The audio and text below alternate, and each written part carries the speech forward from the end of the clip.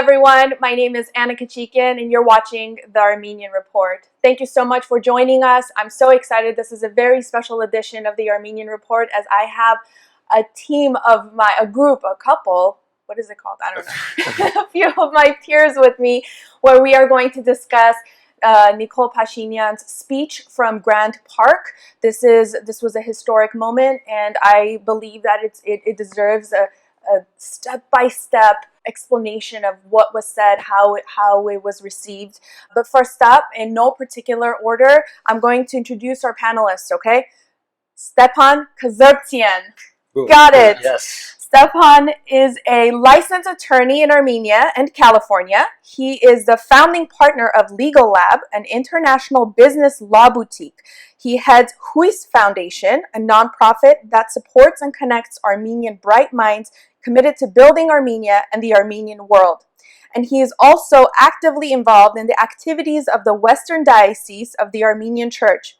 When he's not writing contracts, Stepan is in passionate pursuit of the perfect cup of espresso as a self-proclaimed barista at law. Absolutely. I love it. Thank you for coming.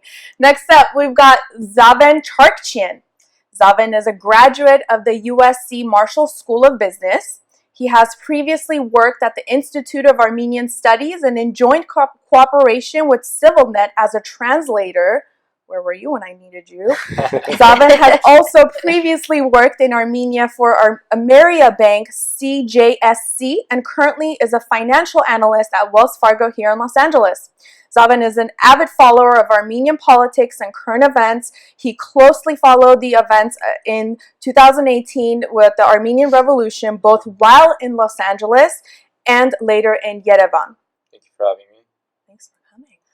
Natalie Kazarian. Yes. Natalie is a licensed marriage and family therapist. She specializes in family works and trauma. Natalie received degrees in psychology and English from UC Berkeley and a master's in clinical psychology from Pepperdine University. Natalie has a private practice in Santa Monica. She's born and bred in California, growing up in Fresno. Yeah, that's right. Love soorj. She is an avid traveler and enjoys people watching on her days off. I love people. Oh, I would love to people watch with you, by the way.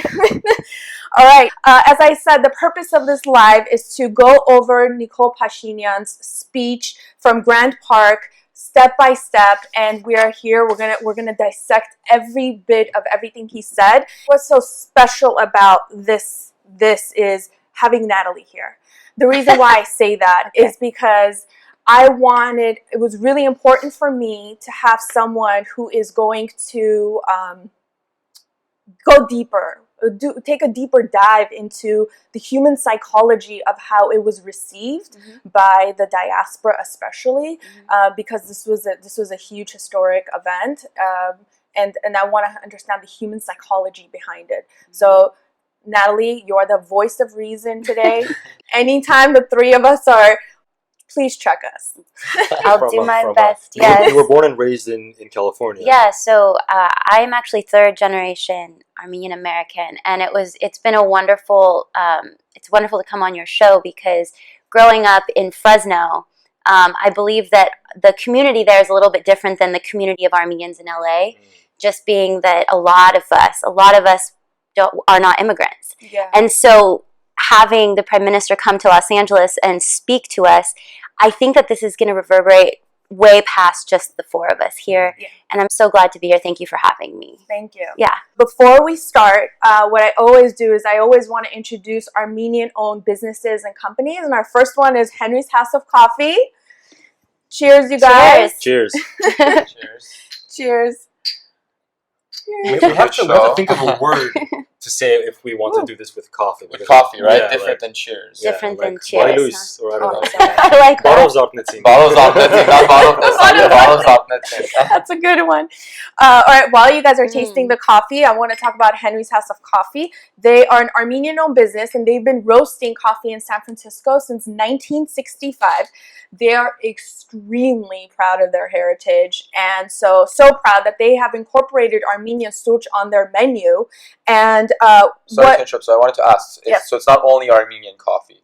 No. Oh God, no, Okay. no. But they have a. If you go on their website,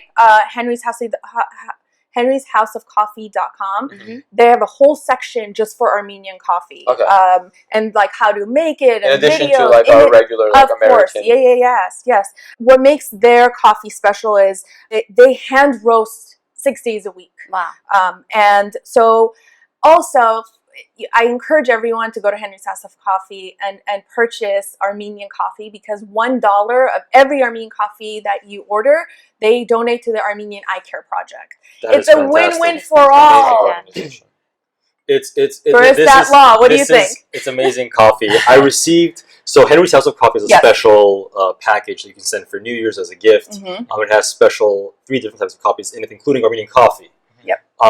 It's fantastic coffee, and I say this as a self-proclaimed barista at law. Yes. What is more interesting, you said Armenian soorj. Yes. It's the word soorj, and very quickly, in different languages, coffee is the same. Like coffee, café, Coffee. coffee. Yeah. But in Armenian, we have our own word, which is soorj. And legend has it Yeah. that it was invented by the Mkhitarist order monks in the island of Saint Lazaro near Venice. And it's what's called an anamarapia, a benadzain. Because when you sip it, sounds like soorj. So legend has it that the word soorj, which is different from the word coffee, comes from that. Interesting. That just makes That's sense. Mic something drop. everyone It does, just right? makes sense. I love it. Mic drop, but please, Very God, I don't interesting. want anyone to be doing that. Like, Yeah. can you imagine?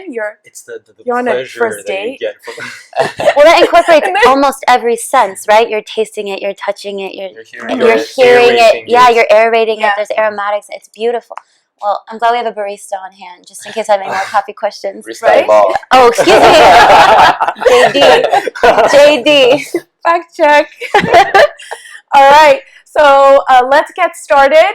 Okay, so this is how we're going to do this. We're going to go bit by bit, and then we're going to watch Pashinyan's speech in Armenian, and then we're going to translate it. So then we're going to translate it, and we're going to talk about it. It's important to watch the clips from Pashinyan, because you want to feel and sense the energy and the tone. I think that's really important. So we're going to start with our clip 1. Onik, let's go. The Prime Minister of the Republic of Armenia, His Excellency Nikol Pashinyan.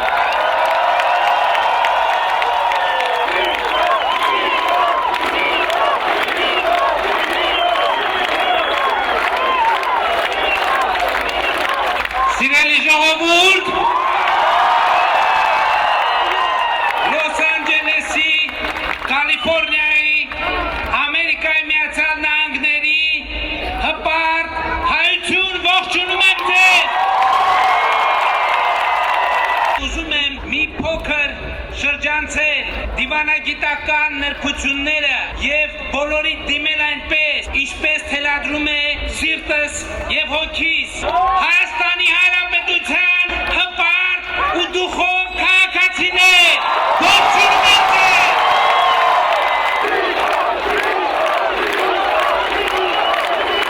Really quickly, I'm going to translate for anyone who does not speak or understand Armenian. He said, "Dear people, proud Armenians of Los Angeles, California, United States, greetings to you all. I want to bypass the diplomatic nuances and address all of you the way my heart and soul commands me. Proud citizen and Dukhov people of the Republic of Armenia, I'm greeting you all." And everyone just starts chanting his name. Went wild. Yeah, it did. It was a powerful start. Do you think? I think what's really interesting was that all of us here in Los Angeles have heavily been following the Armenian Revolution. I mean, I remember in the days of the revolution, whose ever house you'd go to, they were Yeah. live streaming, watching videos on YouTube, Facebook, Instagram, on all social media platforms, and just to actually be live in his presence, and him speaking to you the way, in that captivating voice, in that the way that he kind of congregated everyone all together and brought everyone together, and being live to witness that and not seeing it in front of a television, I think that's really what caused people to have such You were there. What was the energy in the crowd? It was unbelievable. Yeah. I mean, leading up to it, they had Armenian performances, and generally speaking, during events like that, people are you can tell there's a sense of pride and excitement and happiness. But this that, time, that opening, but that's what I'm getting Yeah. to. That this time it was different. People almost didn't seem to mind the performances, and everyone was just almost anxious, I would say, before the opening. And as he came on, it took about an hour for him to speak because of all the greetings. And between Paul Kachikyan, who did an amazing job organizing the event, but between him introducing all the other diplomatic members and members of state and legislation that were there to present, between each and every one of them, people started chanting Nikol, Nikol. They were waiting for him. Yeah. And when he greeted people like that, starting, like you said, greeting people, the Armenians of Los Angeles, California, and the United States, and then going on to finally greet them as one people, the Armenians of the Republic of Armenia. That sense of inclusion, I think, really caused people to go crazy, and you could feel it. It was very real, that energy that existed in that crowd. Yeah, Pashinyan's speech was definitely the climax of his entire visit, especially in California, and the way that he opened that speech really hit home. I don't think he had to be apologetic for avoiding diplomatic nuances. I mean, it's good that he said this, but I think it's totally fine for him to refer to the people, as Zaven mentioned, as the citizens of the Republic of Armenia. Because the word citizen doesn't necessarily mean legally the holder of a passport. He does later talk about this. But citizen means a resident of a locality. And the way he presents Armenia, this new concept of Armenia, is a country that represents all Armenians around the world. And almost a sense of belonging. Absolutely, absolutely. It's that he extends this hand several times during his speech. We'll talk about it, I'm sure. Yeah. And so him referring to them as Haparti of Dukhov Khalkatsine, exactly proud and Dukhov citizens well, let's of the Republic of explain to Armenia. Natalie what that Dukhov definitely means. that definitely includes them, as Zaven was mentioning. How do we? So Dukhov is actually it's a hard one to explain. It's a very hard one because it uses the word dukh, which means is a Russian spirit, word. exactly, in Russian, and it also has an Armenian verchatzan suffix ov, which means to have spirit. So dukhov means being bold, being courageous. So that's I guess the best way. Prideful, grit, strong. I like it's mainly grit. dukhov, having that might, having that grit, exactly. Might and grit. That's interesting. What seems to be happening, at least in that first part of the speech, is he's bypassing the formality. And he's saying, look, yes, I know I'm the Prime Minister here, I'm coming here, I'm talking to you. I could very well be put on a pedestal.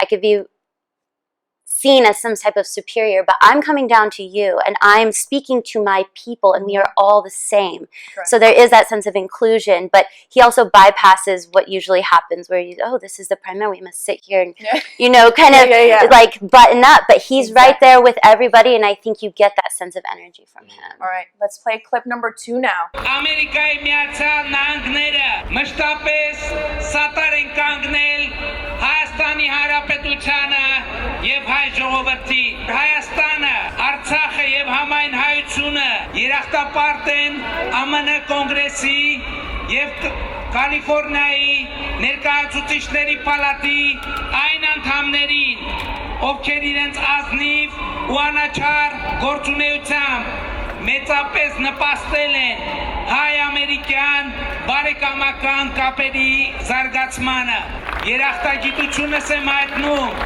Կալիֆոռնիա նահանգի ներկայացուցիչների պալատին հայոց ցեղասպանությունը ճանաչելու եւ ապրիլի 24-ը ցեղասպանության հիշատակի օր հռչակելու համար։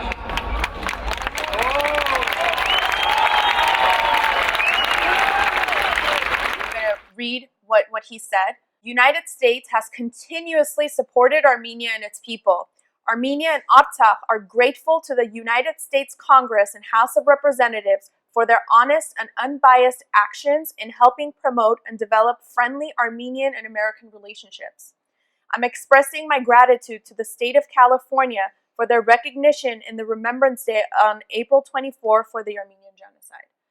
And then again, huge applause. Yeah, really important comments by Prime Minister Pashinyan. It's sort of a nod to, on his very high national government level, a nod to the authorities of the United States. Huge, right? It's important, but the one thing, and I want to tie this in with the speeches that led up to Pashinyan's speech, the one thing that was missing was support from the federal government to Pashinyan's visit, at least in California. The only federal government representative we had at the meeting, at the rally, was Congressman Adam Schiff. And of course, thank God for Adam Schiff. And and all that he's doing for the Armenian nation. Yeah. That aside, it was a win for Pashinyan because the speeches leading up to his speech by Mayor Eric Garcetti, by Lieutenant Governor Kounalakis, by the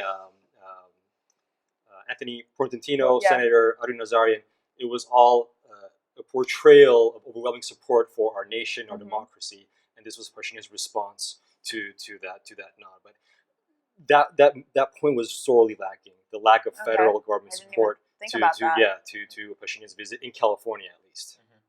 Well, actually, that's an interesting point that you bring up, because what I'm gathering from that part of his speech was how he was laying the foundation of hope. He was talking about the things that we have achieved, not the things that we haven't achieved.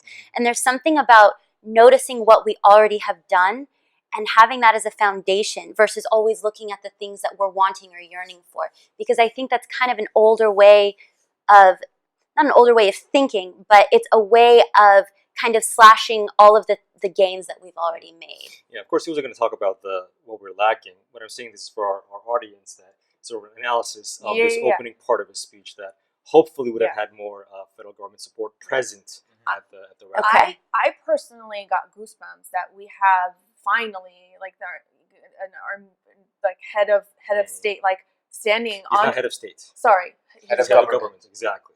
head of government. I mean, now it's the new constitution or the revised Okay. constitution. Yes. Head of state is President This is why we have Kachikyan. Head of government is Head of- Prime okay. Minister. Exactly. See, this is why we need you That's guys. a useful I need you guys here. distinction. Thank you.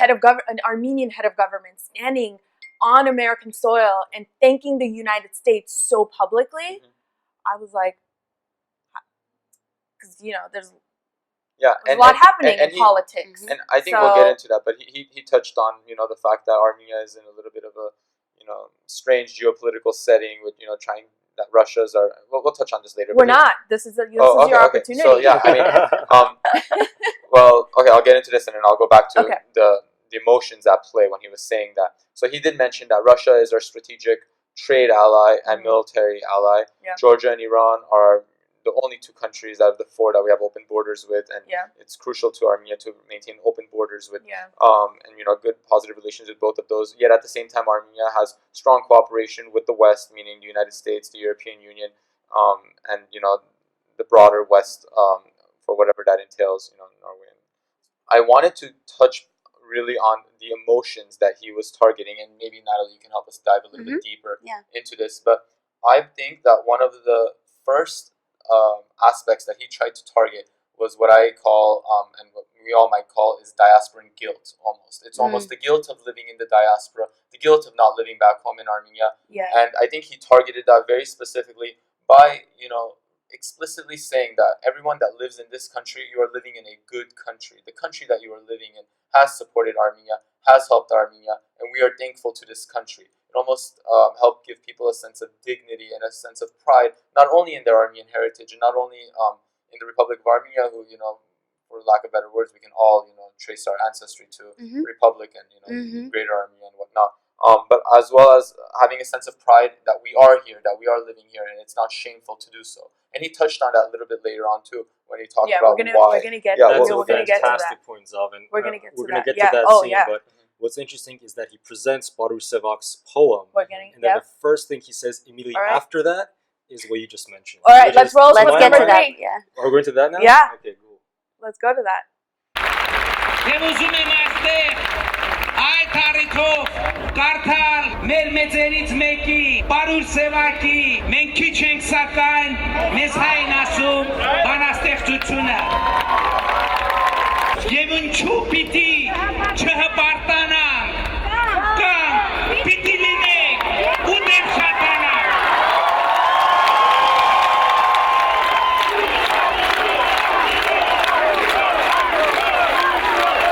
Right. As you naturally transitioned us into clip 3, Natalie, he says, I want to read a poem from one of our greats, Baruch Sevak. We are, and then so it's a very long poem, by the way. So I just translated like 2 lines out of it, which is the parts we just watched. And he in the poem it says, we are small in number, but they call us Armenians.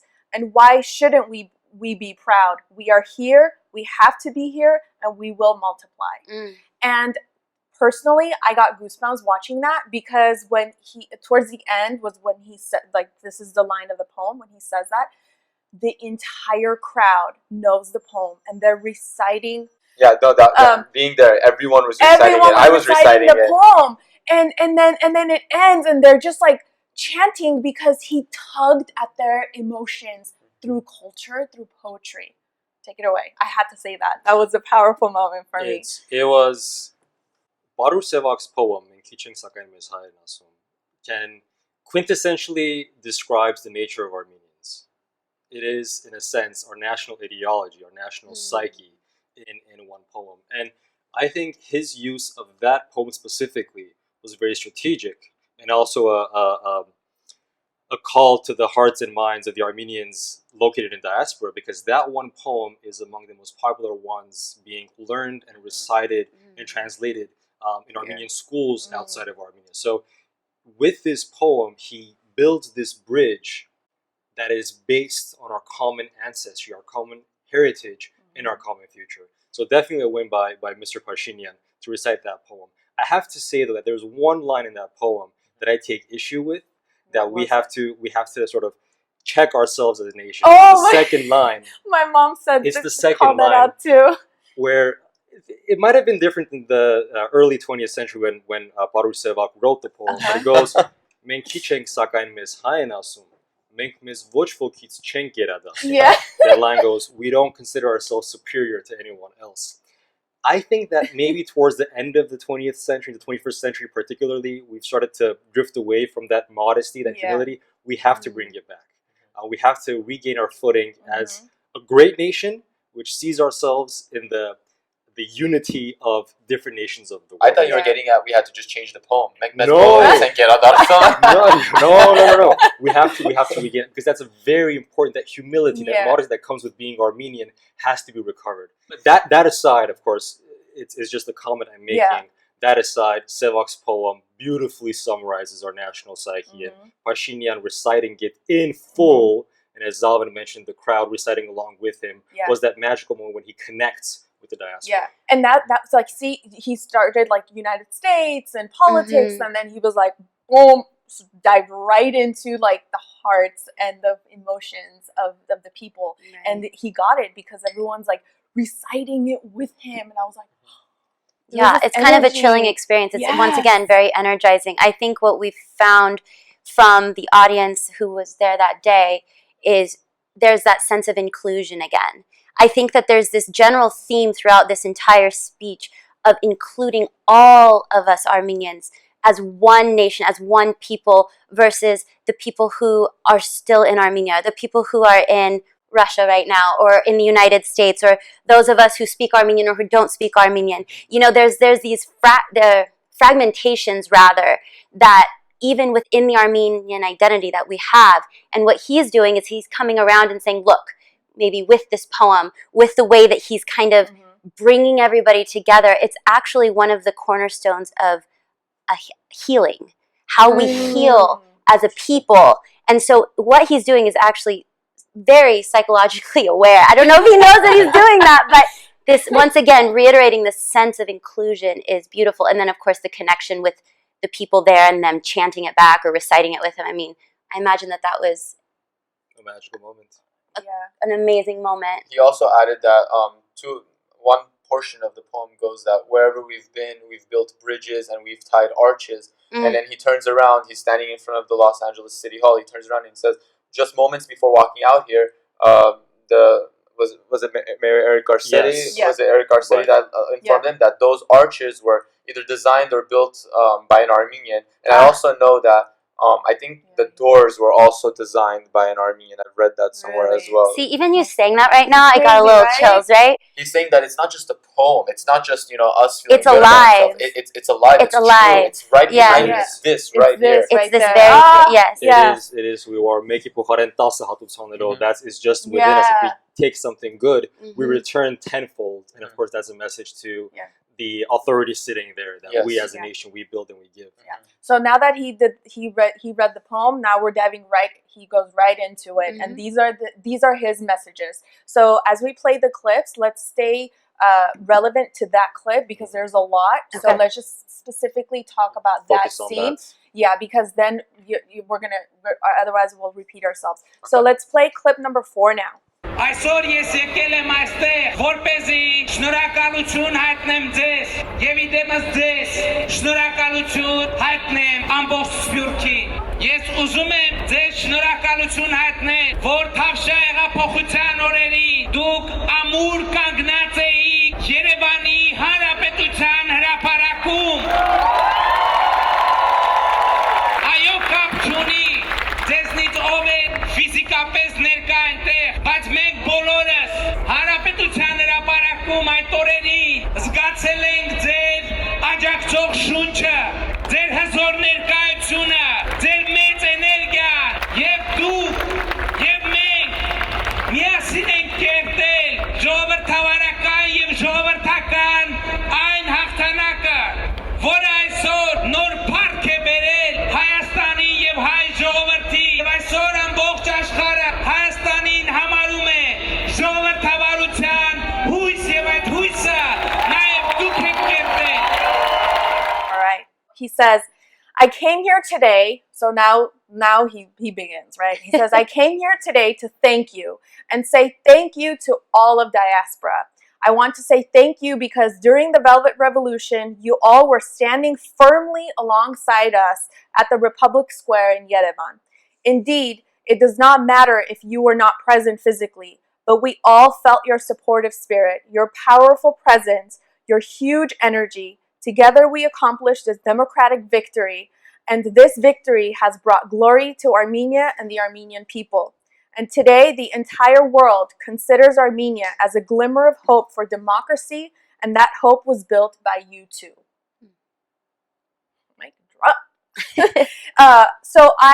To me, this was a huge transition for me, especially because as someone who followed the revolution extremely actively, day and night, for him to acknowledge and say, you didn't, like, it was almost like, it's okay you weren't there. Mm-hmm. It's okay. And I was like, You know, We I to have tie that in. Go ahead. Yeah, I was gonna say I have to agree to disagree with you on Yeah. that because I don't think it was, and it's okay that you weren't there. It's that you were there. It's that whether you were there physically or you were there with your support from thousands of miles away, Yeah. you were there, and we felt you. Yeah. We felt your presence, and that ultimately helped us accomplish Yeah. our goal. And I think that was super important because I personally think that the role of the diaspora was so critical in this movement that happened in 2018 that helped really overturn the government course, and yeah. And you know, he's get to our acknowledging fruitful that. get to the fruitful resolution that everyone wanted.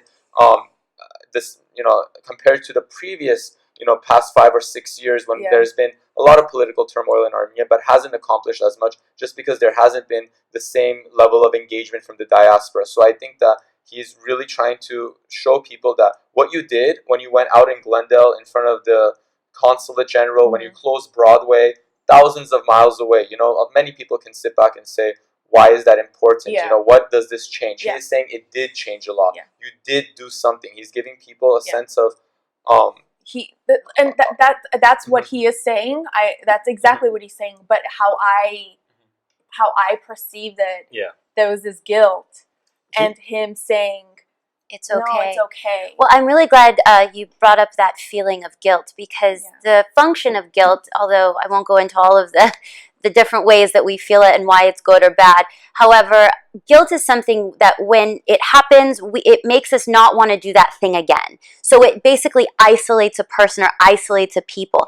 And being a part of the diaspora, you know, it's very easy to feel that because you're not in Armenia, you're not on, you know, on the grounds. Yeah. So for him to have that effect on you, to say, I see you, not only you shouldn't feel guilty, but you were there, your spirit did help. It actually assuages that feeling, and then it makes you want to participate more. It's a motivation because he's not acknowledging what you haven't done. Once again, he's acknowledging what is there, and it's that spirit, it's that word that you use. Dukhov. Yes, it's that word that you use, and it's that grit, that might, that spirit, and I think that it's a cumulative effect around the world. It's kind of like that, like the unconscious or like the butterfly effect. It's like that energy was being sent to Armenia, and we're all a part of it. Yeah. That guilt factor you're mentioning that comes in later in his speech. This scene particularly, when he talks about you guys were there, if physically or spiritually, in spirit, you guys were there, it doesn't really play on guilt. He does indeed say that whatever you did here has repercussions in Armenia. Whatever happens in Armenia has repercussions here, which also is one of the foundations of his speech, because he later talks about Hamahakakanutsun and the idea of Metarnadartutsun. We'll talk about that later. But this is a lead up. But to me, at this moment, the reason why I felt the guilt was because of the revolution, and that's where I was heavily involved. And because the later on stuff we're going to talk about, I was younger, right? I see. Like I'm not even first generation, so like my mom feels that. Right. I'm feeling what I felt, which was I wasn't there, so I did my best to cover it. So like. Well, what's even wonderful even about this discussion is the two perspectives that both of you took away from it. The feel of that part of the speech. You felt that intense guilt. You're saying like, no, that's later, right? Like it's different. Yeah. And I want to stress one thing. It's only 2 years that I'm living in Los Angeles, or re-living. I grew up here as a child, and then 20 years in Yerevan. There's this disconnect between Armenians living in Armenia and Armenians living outside of Armenia, the diaspora, where those living in Armenia think that if you are living outside of Armenia, you have no say. You have no right to participate directly or indirectly in the politics, in the affairs of Armenia. And that's nothing new. Which is it's been going on for decades. And I have to say that I, as one, have been one of the subscribers of this method, living in Armenia. That, you know what, you're living outside, you're not going to be the one who bears on your skin the consequences of these decisions. So just stay there where you are. I acknowledge that. That's where the guilt comes. But what I'm leading to with this is my perspective has started changing over the past years. I was in, Zaven mentioned the Broadway rally. I was at the rally, and I couldn't help but think that these people, us who are gathered at Glendale, thousands and thousands of people, it was a Friday night or a Saturday night, April 22nd, the day before then Prime Minister Charkchyan resigned. They have so many other things to do on a Saturday night. You can go to the movies, you can go to a restaurant, but they were there. So they cared. And if we try to disenfranchise them, we'll be only bearing detriments of that. But what Pashinyan does here, Prime Minister Pashinyan, is he invites them in that dialogue. That you are a part of the political process, directly or indirectly. Correct. So has your attitude changed since being back? Yes. Okay. See, that's the thing. When I'm on this side at the moment, and learning how the LA community thinks, becoming a part of the LA community myself, we cannot disenfranchise any part of our nation. Every Armenian who considers himself living Hayastanov, as Pashinyan later says, living with the affairs and the heart and the interests of Armenia in his or her mind. Living by Armenia.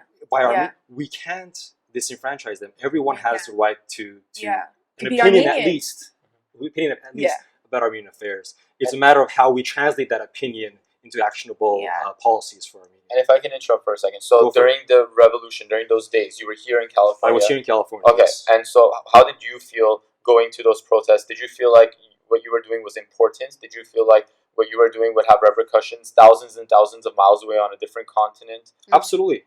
Because when you start to view Armenians not as Armenian diaspora, but as Armenian world, as concept which was coined by says, the global nation. Before him, then Prime Minister Khzrtian coined the phrase Armenian world, which I want to talk about today as well afterward. When we talk about Hamahakakanutsun. It's when you view our nation as one whole, one entity, not fragmented.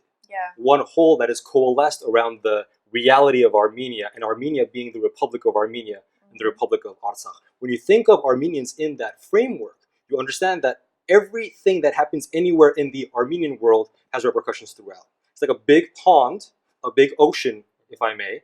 A drop at one place has ripples and effects everywhere else. And when you think of our nation that way, you realize that it doesn't matter if you're in Los Angeles or New York or Australia.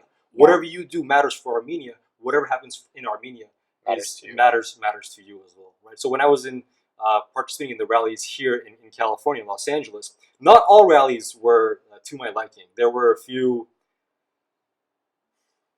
heated rhetoric rallies which I feel were not reflecting the true spirit of the Armenian psyche. But there were also rallies that were very reasoned, very cool-headed, and were constructive as opposed to others which were more destructive and reactive. And that's normal, right? Because everyone has their... Certainly. The piece, though, that I think is so insightful that you touched upon was how there's this fragmentation from people in Armenia. They think that the diaspora, they should just kind of stand back and just let us do our thing.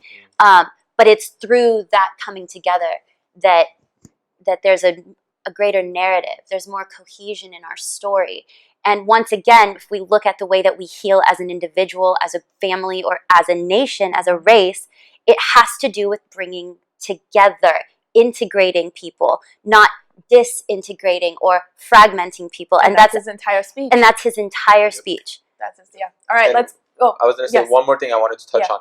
I think one more very important part about how he presented himself to everyone, he said that in your presence... Is this in the clip? Yes. Okay. In the very beginning, he said, I'll say it in English. He said, in your presence, I want to thank the entire Armenian diaspora. So almost coining what Eric Garcetti said earlier, and him not necessarily calling it that, but coining it that with what he meant, was that Los Angeles has kind of become the capital of the Armenian diaspora. Almost bridging us together with Armenia and with the entire world. It's kind of fitting having Armenia on one side and Los Angeles 12 hours exactly on this side, bridging everyone together. And although the numbers might be disputed with Moscow as to where there's more Armenians, the diaspora specifically is known somewhere where there's institutions, and in institutions we have far surpassed any other city in the world with Armenian institutions. And almost coining a city as the capital of the diaspora, having that, for the lack of a better word, institutionalizes the fact that the diaspora does exist and does have a capital, which is Los Angeles. All right. You guys ready? I think Pashinyan said that once during his call for invitation. Garcetti repeated it. Anthony Portantino said it's actually Glendale that's the diaspora of Armenians. I think Pashinyan later downplayed that diaspora aspect. He does speak about diaspora in his speech, but I think, again, the overarching theme is we think no more of Armenia and diaspora. It's one. We think of one nation. Well, the next clip is the whole diaspora. So let's play clip number 5 because you guys are... Jumping ahead. Literally clip number 5 is that. So let's play clip number 5.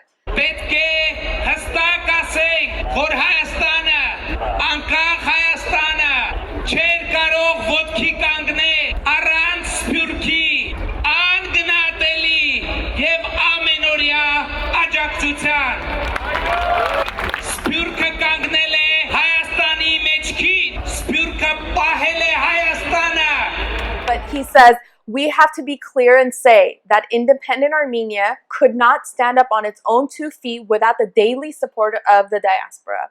He says the diaspora has been the backbone of Armenia. The diaspora has fed Armenia. The diaspora has maintained Armenia. Wow. And we're going to keep talking about the same thing. So I want to bring up something that you said, Stepan, earlier, which was when I just heard this and then what you said earlier, I'm thinking, if I'm an Armenian living in Armenia, am I upset by those words? No. Because saying that Armenia could not have stood on its feet without the help of diaspora does not negate the other side of the story, which is Armenia could not have gotten to its feet without the support of Armenians in Armenia. It's one unity. Okay. So he's not saying one to the exclusion of the other. He's just stressing that part. Okay. But that part is totally coexistent with the aspect of Armenia could not have gotten to its feet without the people living in Armenia. When you said that and I just watched that clip, I was like, oh my God. I don't think that's an issue. And in fact, it's a break from the ideological underpinnings which were put at the foundation of our independence in the early 1990s, when Levon Ter-Petrosyan, otherwise a fantastic leader, did have the concept of, diasporans, we don't really need your help, we'll build Armenia ourselves. Yeah. He has his views, he has his policy. I disagree with that aspect of his policies. Otherwise, I think he's one of the visionary leaders of our nation. He wrote the Constitution. It was mainly Kachikyan that wrote the constitution, okay. along with a group of scholars, which was later amended. But after the Petrosyan, Kacharian brought the diaspora back to the Armenian national table by raising the issue of the Armenian genocide, which was not on our foreign policy during the first 7 years of our existence as an independent country. So Kacharian brought it back to the table and sort of endeared the diaspora. But Pashinyan's statement here definitely hits that home run of diaspora. You are part of this nation that we are building, and takes it a step further by saying it's not you and us. It's us, one nation, Armenians around the world, under God, and we have the Republic of Armenia, the Republic of Artsakh at the core. And he didn't say it. Sorry, go thing ahead, I wanted to touch on him. And he didn't say it almost because I feel like it's very implied. But the diaspora knows very well, and Armenia knows very well that not the other way goes as well. The diaspora could not be there without the Republic of Armenia itself too. And what I'm getting at is that he didn't necessarily specify that. He said that Armenia would not be Armenia today without the help of the diaspora. He didn't have to go ahead and say that the diaspora wouldn't be what it is today without Armenia being, the forefront of it all and kind of, bridging everyone from all parts of the diaspora together. But I think that was implied. Yeah, and we all know that. People in Armenia know that, and we know that here. Absolutely. And I think all Armenians around the world know, or at least should know, that the existence of the Republic of Armenia, or Armenia, if we could combine Republic of Armenia and Republic of Artsakh, is the primary guarantor of our identity anywhere in the world. The reason that Armenians around the world will stay Armenian is the presence of Armenia. Yeah. So Armenia could not have gotten to its feet without Armenians in the diaspora, Armenians in Armenia, but also today, Armenia's existence ensures that we are Armenians all over. Well, he was just, it sounds like in that moment, he was just highlighting and extending that sense of gratitude to the diaspora, which I think he did in section 2 that we described too. So it's once again, he's kind of bringing the point home that he's very thankful. And I'm really glad to hear that somebody who's lived in Armenia didn't take it negatively. It wasn't supposed to be that way, I don't think. He was saying it as, thank you. We're so grateful, and we could not exist without you. Yeah, absolutely. Right. Absolutely. Let's go into clip 6 because it kind of is a continuation of the other one. So let's play clip number 6. Հայաստանի անկախությունից հետո Հայաստանի շատ քաղաքացիներ ստիպված են եղել արտագաղթել Հայաստանից եւ այս երևույթին բնականաբար Հայաստանը մենք բոլորս շատ ցավոտ ենք վերաբերվել, բայց այսօր հիմա այստեղ կարծում եմ պետք է մի շատ կարևոր խոստովանություն անել, որ շատերը Հայաստանից հեռացել են, արտագաղթել են Ռուսաստան, ԱՄՆ, Եվրոպա, ոչ թե հաճույքով, ոչ թե ուզելով, այլ արտագաղթել են, որպեսզի այստեղ աշխատեն եւ Հայաստանում մնացած իրենց հարազատներին եւ հայրենակիցներին աջակցեն, որպեսզի նրանք հաղթահարեն դժվարությունները եւ սա պետք է խոստովանել. This is where the my mind, this one line is the pivot. In his speech, this is where he really hits. Let me. What did he say, Anna? Well, yes. Help me out here. I don't know what he said. He said, after the independence of Armenia, many Armenians were forced to migrate out of Armenia. Naturally, as a result, we were very pained by this. But today, right now, I think we need to make a very important confession that many Armenians left to Russia, USA, Europe, not willingly, but rather immigrated to work here in order to support their loved ones back home so that they can overcome the hardships taking place in Armenia. Yeah. This is the part where I'm sure my mom felt this guilt. This is where I got goosebumps.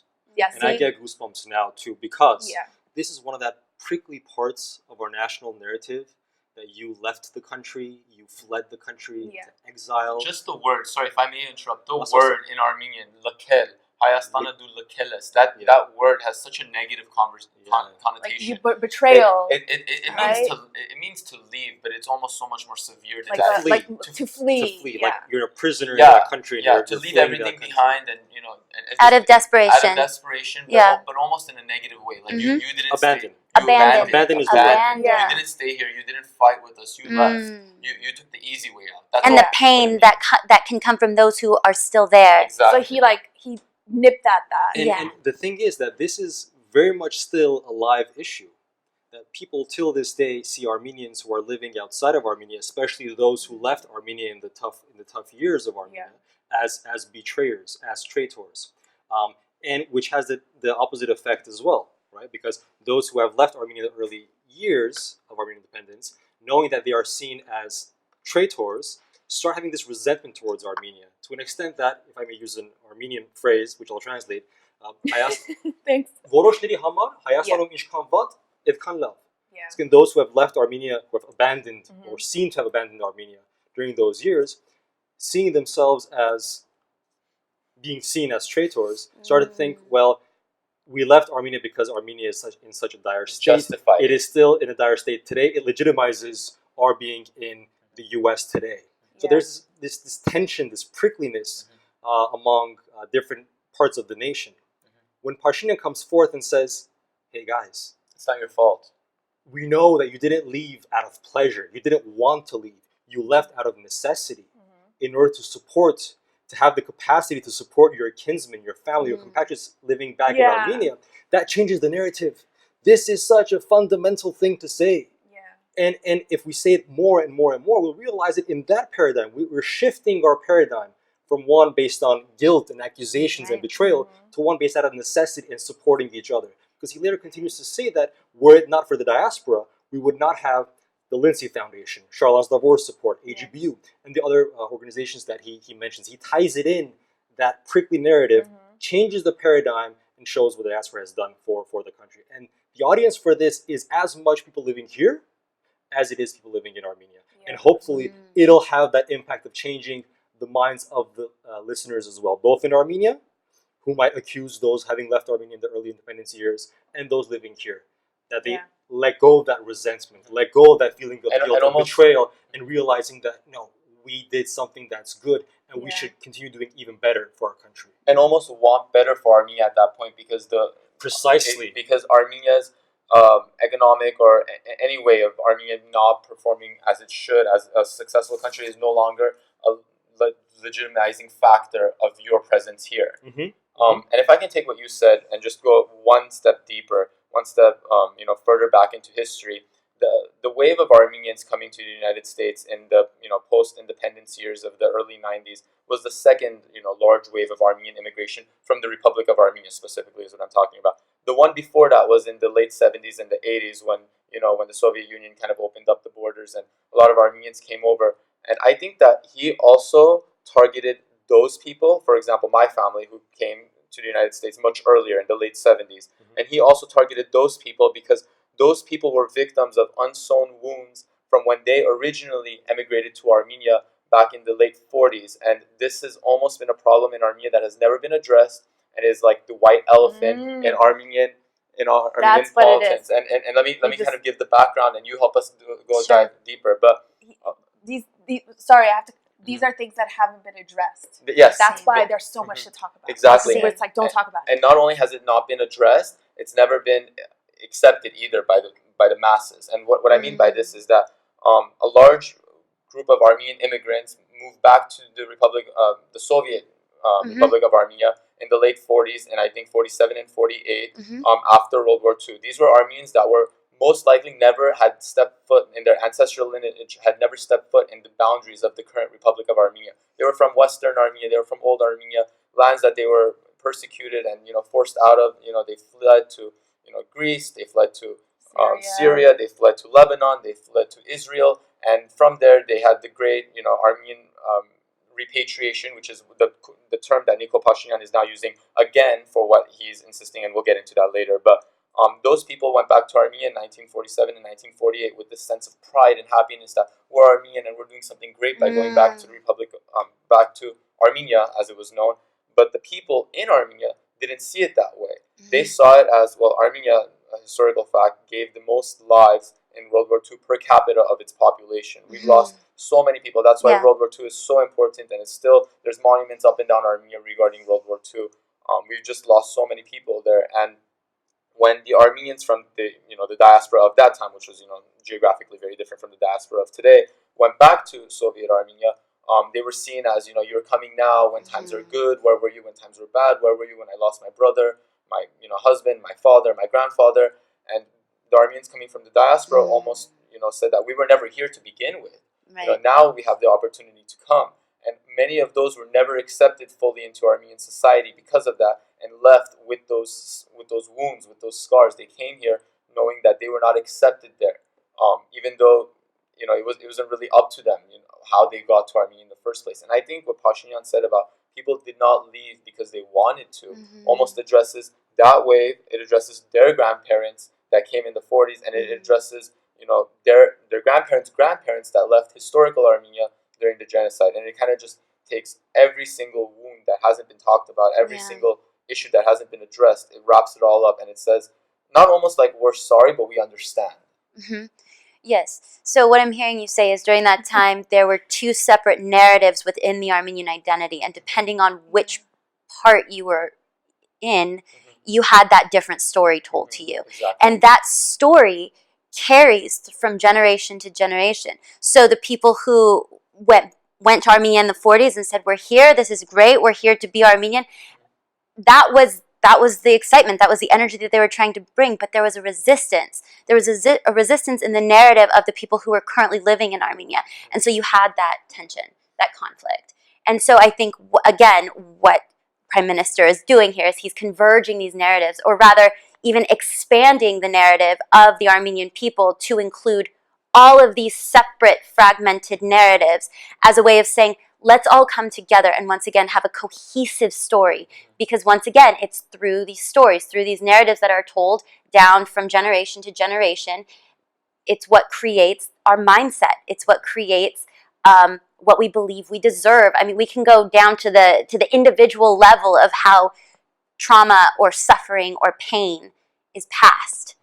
And so if there is a part of our identity, a part of Armenians who believe that, or they believed back in the 1940s that they deserved to be there, but then that was kind of curtailed in some way or cut, that basically, it interrupts the narrative of the Armenian people who are currently living there. And it divides people. It's divisive, exactly. There's words, there's derogatory words that were created to on both sides. On both sides. Is that right? That's what I want to clarify. Okay. That in this situation of a divisive narrative, there's no black and white. There's no good part of the nation and bad part of the nation. No. They're just two narratives. That's all it is. It's two narratives, and in a sense, both were to blame for the current situation because, of course, the Armenians living in Armenia had that resistance of, we've been here all along, where were you guys back then? But I think on the diaspora side, and just to be clear, my grandmother and her 6 siblings were born in Beirut and were part of the 1946 Great Repatriation, my grandfather as well. I think they also had a sense of, we're here back in our country because we love our country, but they also brought with them maybe a sense of entitlement that the locals may have seen, that, it's a sense of, it doesn't really mesh with that culture. But I think what comes out of that, as we see in Armenia today, especially after the Syrian crisis of 2012, is when we join different parts of our nation, which have different backgrounds, different cultures, we have something very beautiful, very more flavored cuisine, for example, better culture, diversity better enhances us. It doesn't take away from us. And I this love is that this is That's the main wonderful. gift that I got from my grandmother, who, having come to Armenia in the 1940s, actually taught me to understand both sides of the situation. Both, the Armenians having come from Western Armenia and Kilikia, Zeytun, but also Armenians who were living in Armenia. So, Natalie, do you think that through his speech and the conversation, that's the start of healing? Yes, absolutely. I mean, undoubtedly. When I listened to the full speech after it was translated into English, it left me with a sense of hope. And once again, there is this theme that he keeps driving home, which is connection, integration, coming together, not fragmenting our stories, not fragmenting our identities, because I think, as you stated so eloquently earlier, we need each other. We absolutely need to be interdependent upon each other, because proper Armenia cannot exist without diaspora. Diaspora cannot live without proper Armenia. There's a phrase in Armenian that summarizes all of this. It's called "Mi burazgeng." We're one handful of a people. We're not too many. Yeah, exactly. So Exactly. Someone's face. Yeah. All right, we're going to take a quick break from all the hearing Pashinyan talk, and we're going to introduce our next brand partner, and it's Avetissian soaps. They are made in Armenia by Nelly Avetissian, and I just absolutely love this brand, love this story, and I can't wait. We are going to each take turns to introduce the different soaps to all of you. Grab your soorj and let's go. So this is, as I said, these soaps are made in Armenia by Nelly Avetissian. She's a licensed pharmacist who studied our previous greats. So our pharmacists, physicians, scientists, philosophers, and through her studies actually led her to the realization that in fact Armenia does have a history of soap making. So Nelly became determined to continue in their footsteps, and she started making soaps that are therapeutic and combine the traditional Armenian wellness recipes. And it's really important for Nelly, you know, she wants to take this business internationally, but it's really important for her. She told me that she becomes really successful in Armenia and amongst Armenians. So this is the perfect platform to introduce you guys to Avetissian soaps. All of her ingredients are local to Armenia, she said, with the exception of cinnamon. And she aims to always make a historical and healing connection through her soaps. She said to me, soaps have become an outlet for me to tell our Armenian story. Speaking of Armenian story, I'm about to tell you guys a story. So we each have a different soap in front of us. I have the Armenian bezoar soap. I'm going to explain to you what a bezoar is. Bezoar is an Armenian wild goat that's indigenous to the Armenian mountains. And it's a very spiritual animal. The bezoar, can be seen in our scriptures and our books and our history. News to me. I'm learning all of this, by the way, too, with you guys. So when Nelly decided she's going to make goat milk soap, which I'm going to describe all the benefits to goat milk soap, she went to the Armenian zoo. She went to the zoo, and there's a bezoar there, which, by the way, the bezoar is in the Red Book. So this is an animal that's going or endangered species list. It's becoming extinct. Yeah, it's becoming extinct. It's borderline. So, yeah, but the Armenian zoo has a bezoar there. So she was told, like, why don't we make you a bezoar baby, and then you take the milk and you make, you take your goat milk and you make your soap. She was like, no, I do not want to harm any animals. I just want to learn about this special animal that's so special to us as Armenians, and then I'll just call my soap bezoar soap, but I'll make it from regular goat milk. And then also she read an article somewhere that said that Turkey is trying to change the Armenian bezoar goat name to the Anatolian bezoar goat.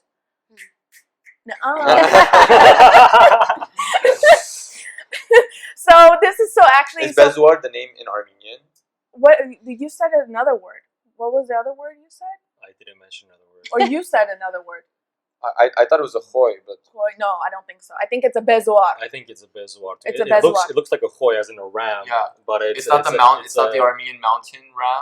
I looked it up. It's the bezoar Armenian goat. Yeah, it's a bezoar, So and it's we'll very specify fast. the Armenian bezoar. Is that it Yes. in the soap? Yeah. That's Yeah. maybe we can Wanna show open them at it? home. Here, Yeah. Let's move it around. I'm gonna keep talking about the soap real quick because I want to talk about the significance of the soap itself.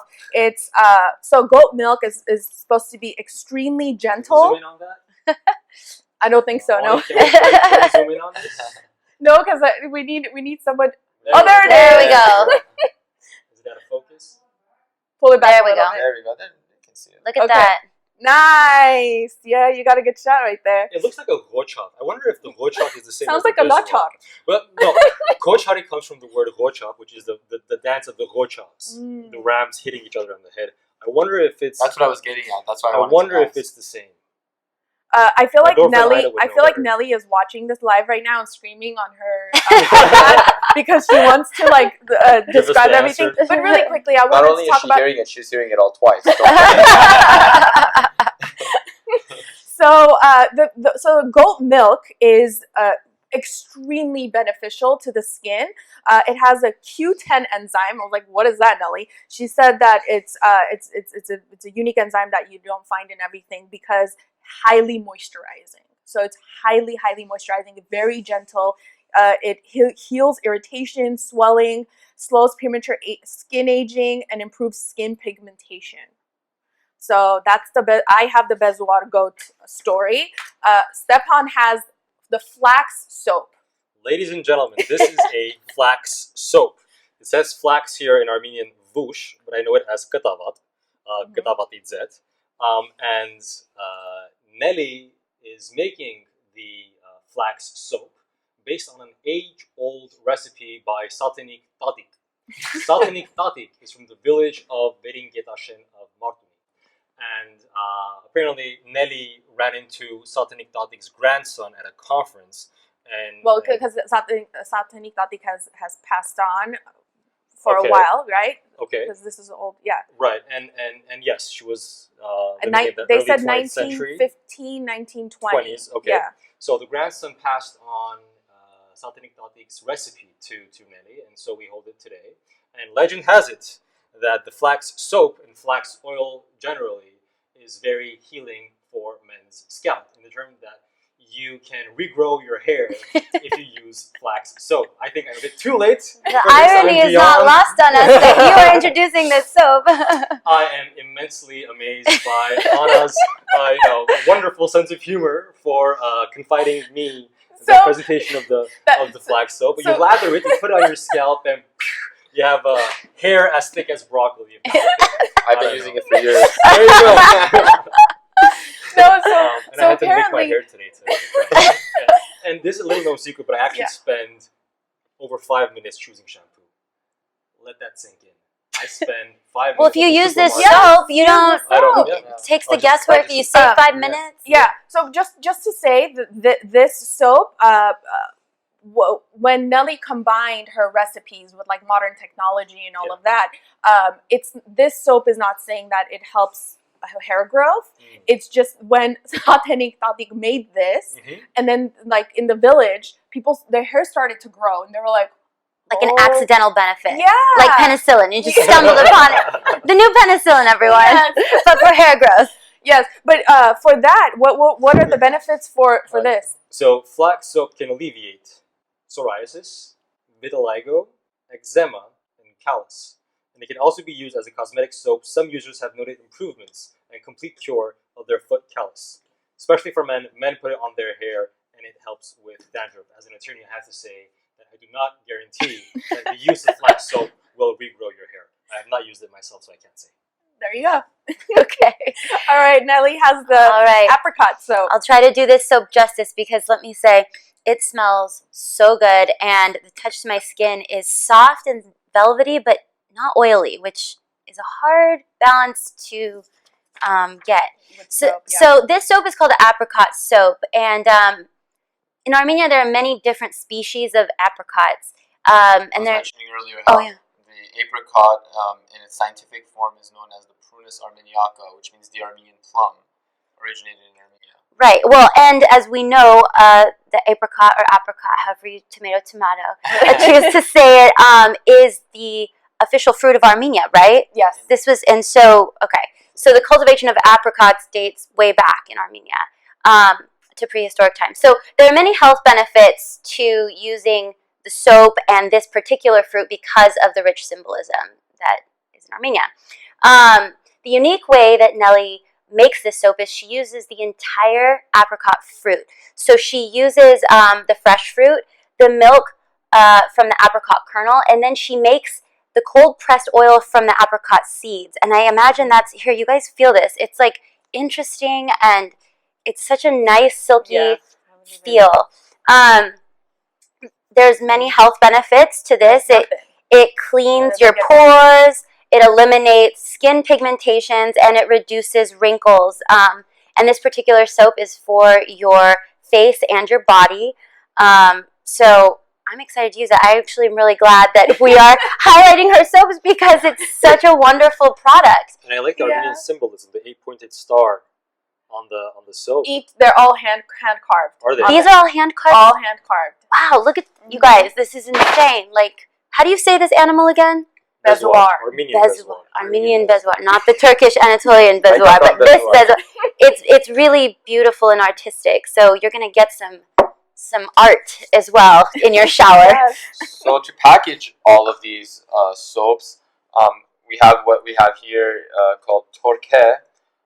When Nelly was making all of these soaps, she knew the final step was packaging, and what she wanted to have recognizable, very beautiful packaging like we have here, but she didn't want to hurt the environment in the process. So this is made of completely biodegradable materials. How she did that was she asked all her neighbors to not throw away her leaves, their grass, their herbs from the backyard, and she collected all of them and made this product from that. One man's trash is another man's treasure, There right? you go. And if we can, Yeah. I'll hold this out so you guys can take a look at that. Maybe pull it back a little. Yeah, there it is. right That's good. Right there. It's really pretty. Yeah. It's definitely something that. Are there like leaves pasted on there as well? Yeah, That's yes. beautiful. So the Yeah. very product that is created, the package, is also in its whole form on the package. I mean, that's I great. didn't even notice that. Yeah, that's a How great. cohesive. Yeah, and flowers too. Beautiful. And then what? Oh, okay. Go Yeah. ahead. And so the name of this actually, which was news to me because I didn't know this as well, but Torke was inspired by the Armenian god called Tork, which was the god of power. Tork Angel. Tork. He was ugly but very mighty. Yeah. Tork Angel Angel. as in not Geretsi. Yeah. Yeah, Angel. oh, that's what Angel. Angel, Yes. yeah. Oh, okay. You have a Not statue pretty. in Massive, I think it's in Massive, of him holding a big stone who's about to throw it on the enemy. I've seen that statue. Oh, so that full circle. So do you see what she does here? She calls her packaging Armenian historical something, so we can talk about it. Yes. Ah. Yeah, and the Yeah. point is that we're supporting Armenian businesses here, and we want everyone to support Armenian businesses because that's going back to the Pashinyan talk. That is what he's saying. We are one people. Mhm. We're global nation. Back to that. But before we get there, so Tork Angel, Angel, yes. Tork Angel, which I guess means Tork not beautiful but powerful, comes from the ancient Armenian region of Tork.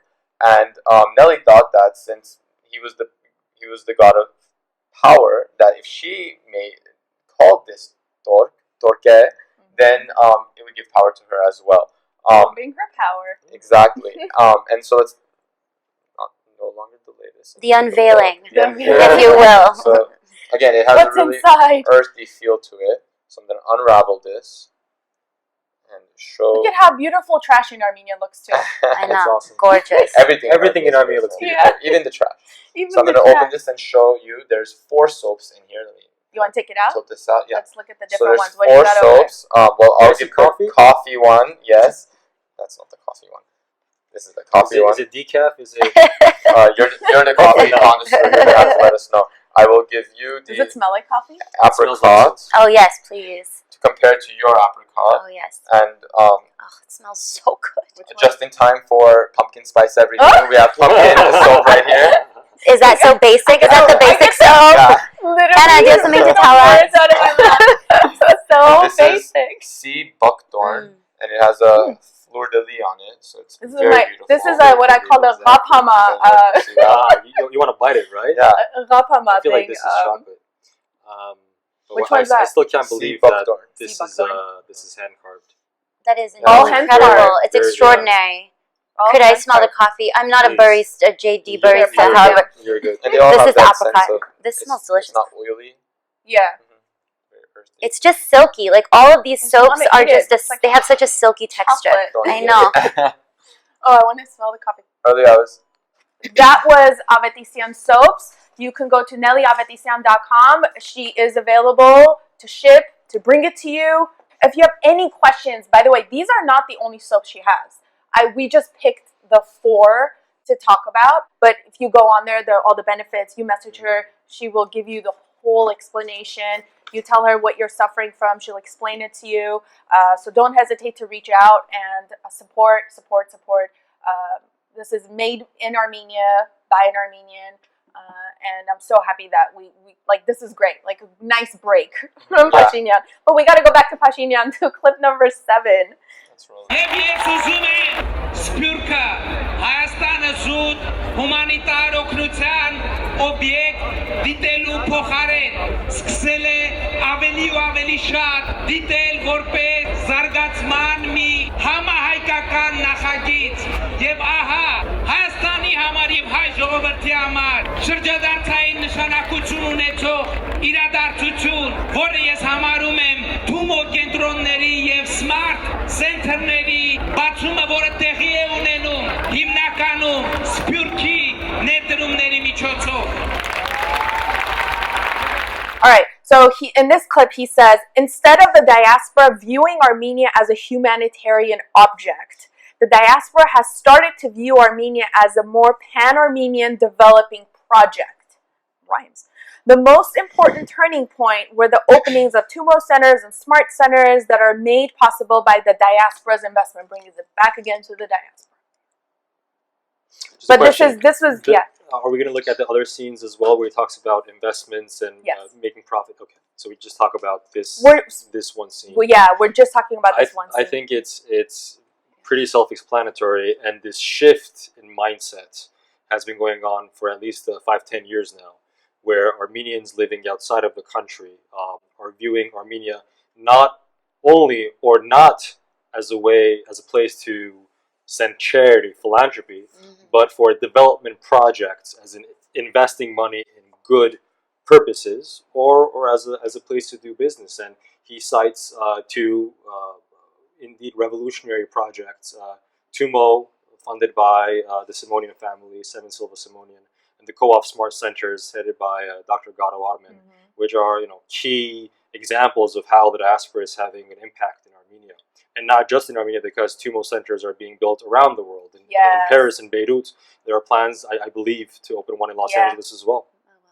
Which is huge. Like, See, this is an example of Armenians giving to world civilization, right? Yeah. One of the questions, I might be jumping around, but one of the questions that President Armen Sarkisian raises is, what is our role in the world today? I love that, yeah. Pashinyan speaks about this in the Hamaika Kanutyan Galapar. We'll talk about it.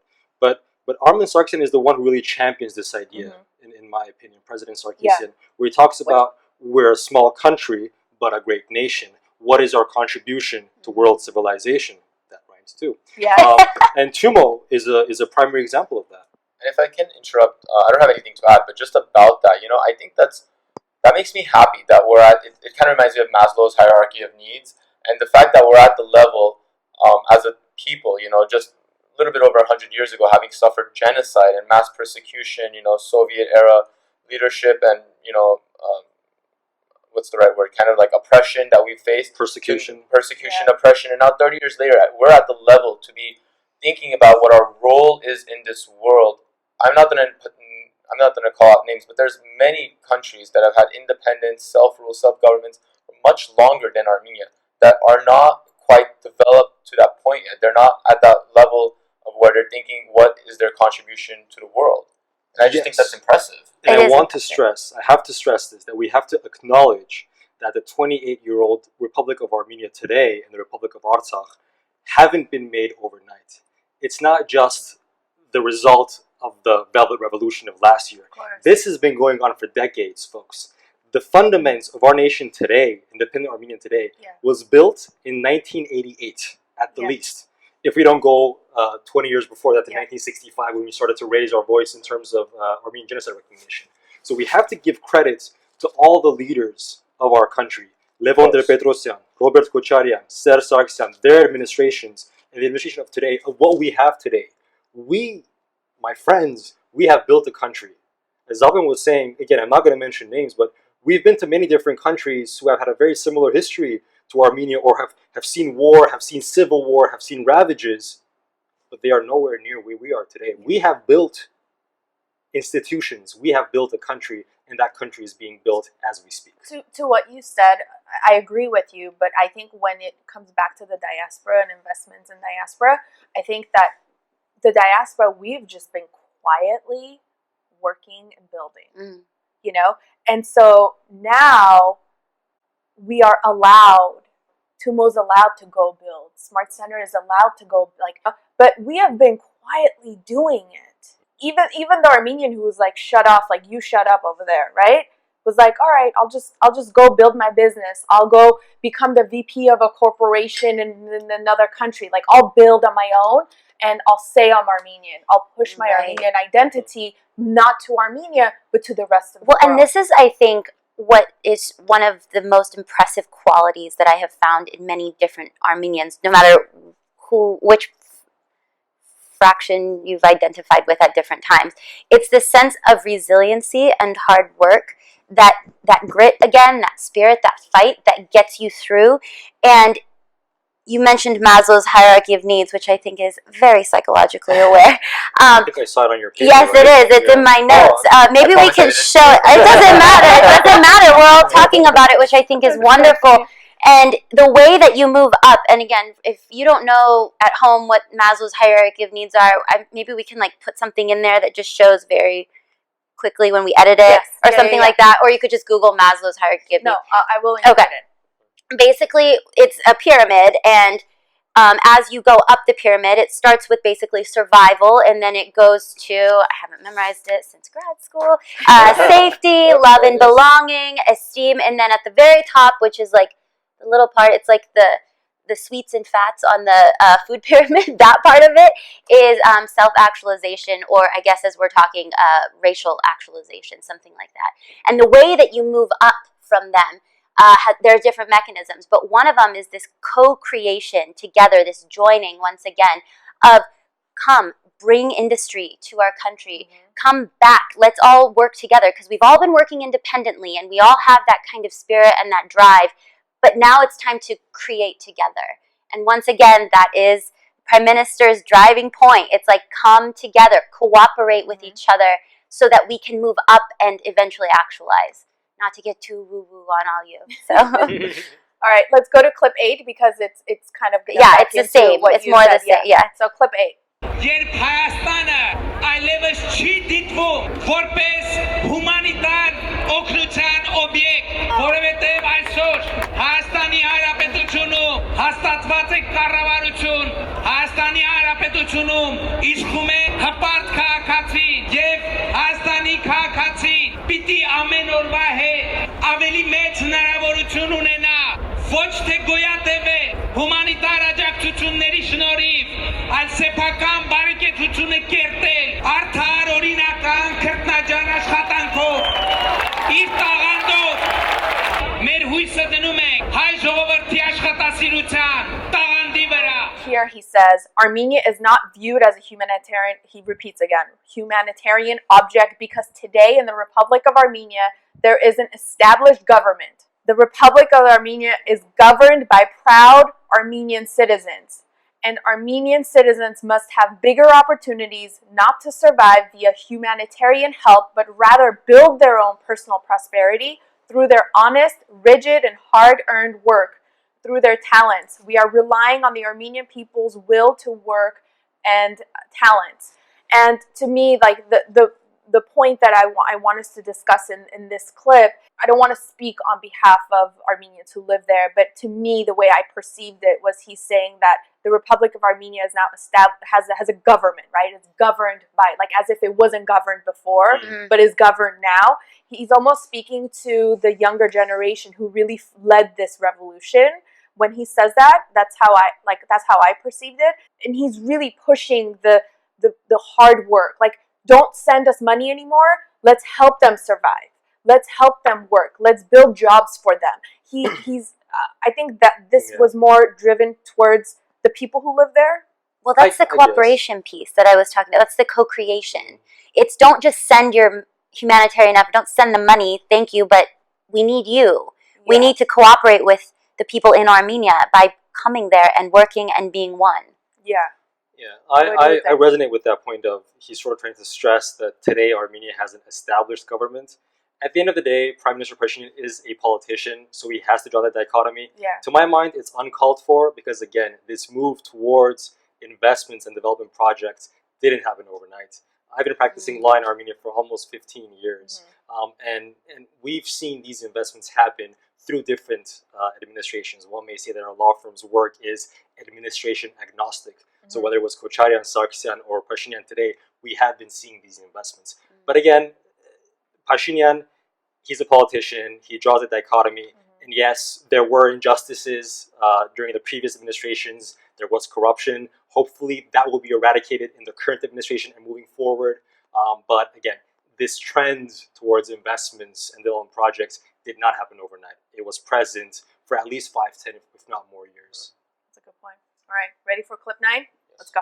Եկել է ժամանակը, որ Սփյուռքի ներդնողները եւս մի քայլ անեն եւ մտածեն Հայաստանի Հանրապետությունում տնտեսական ներդրումներ անելու, Հայաստանում շահույթ ստանալու, Հայաստանում հարստանալու եւ Հայաստանը հարստացնելու մասին եւ մենք հույս ունենք, որ ինչպես Սփյուռքը կանգնե Հայաստանում տեղի ունեցող քաղաքական հեղափոխության կողքի, այնպես էլ Սփյուռքը կկանգնի Հայաստանում տեղի ունեցող տնտեսական հեղափոխության կողքի.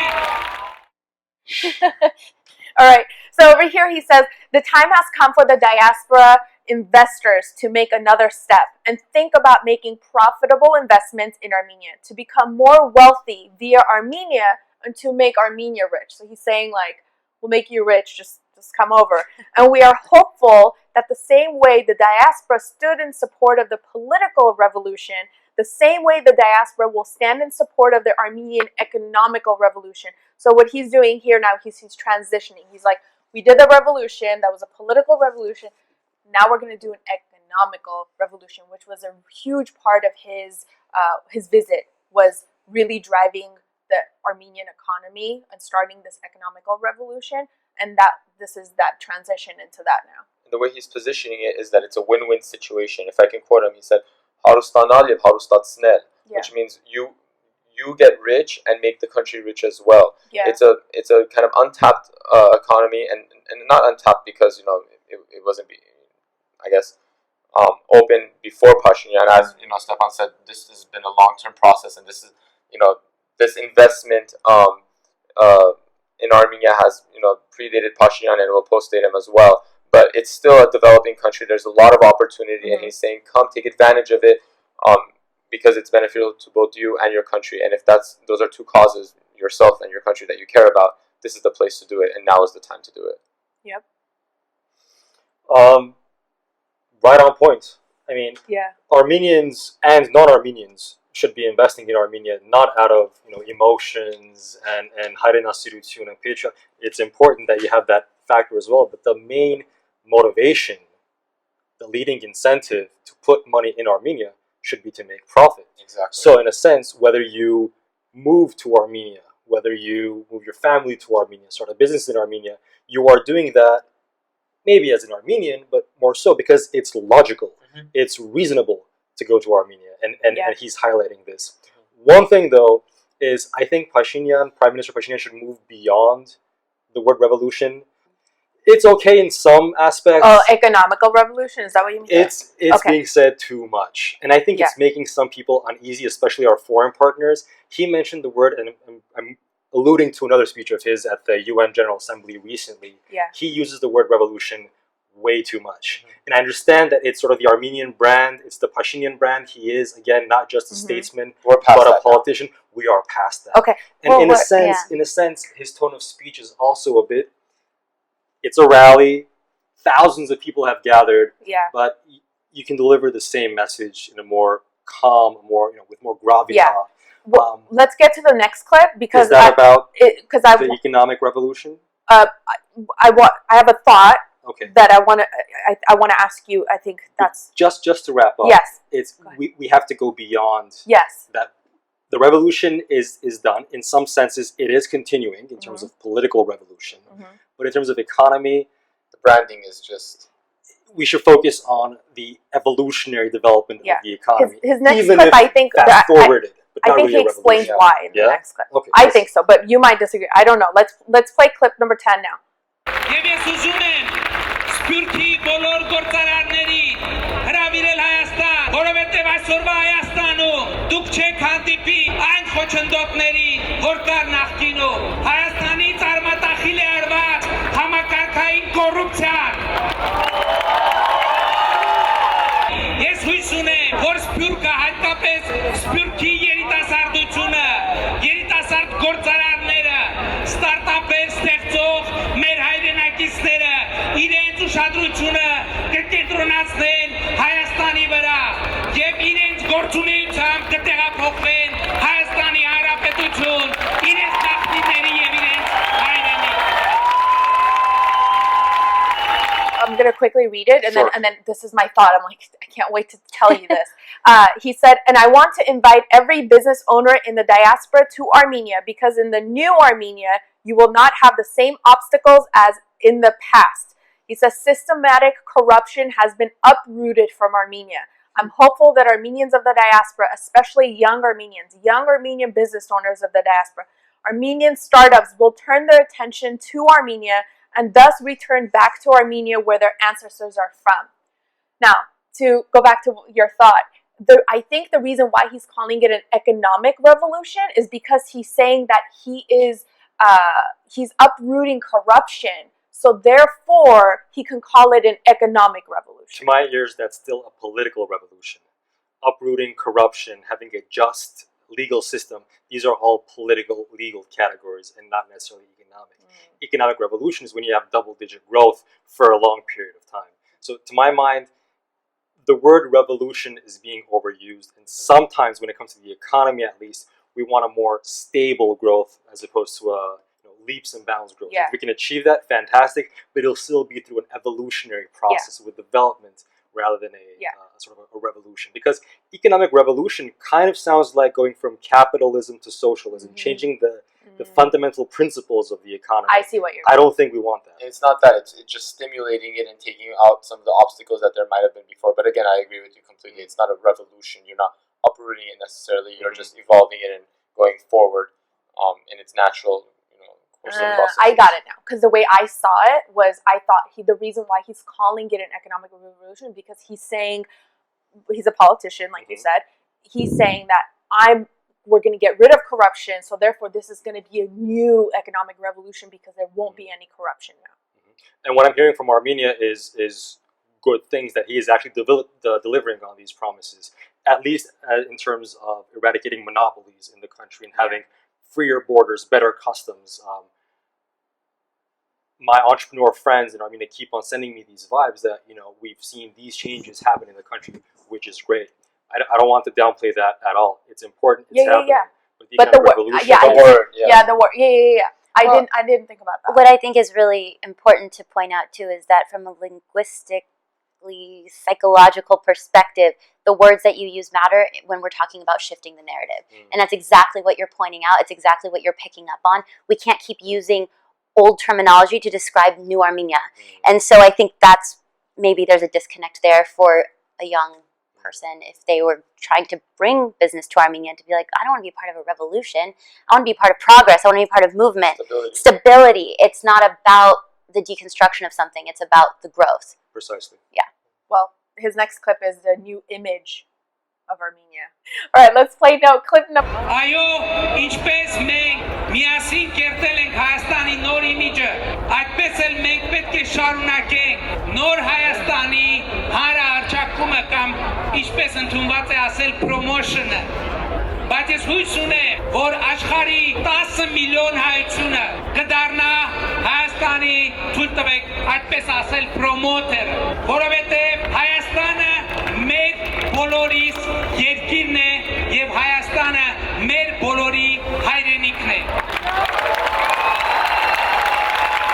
I'll play the That's video. fine, yeah. So he says, yes, together we have formed Armenia's new image.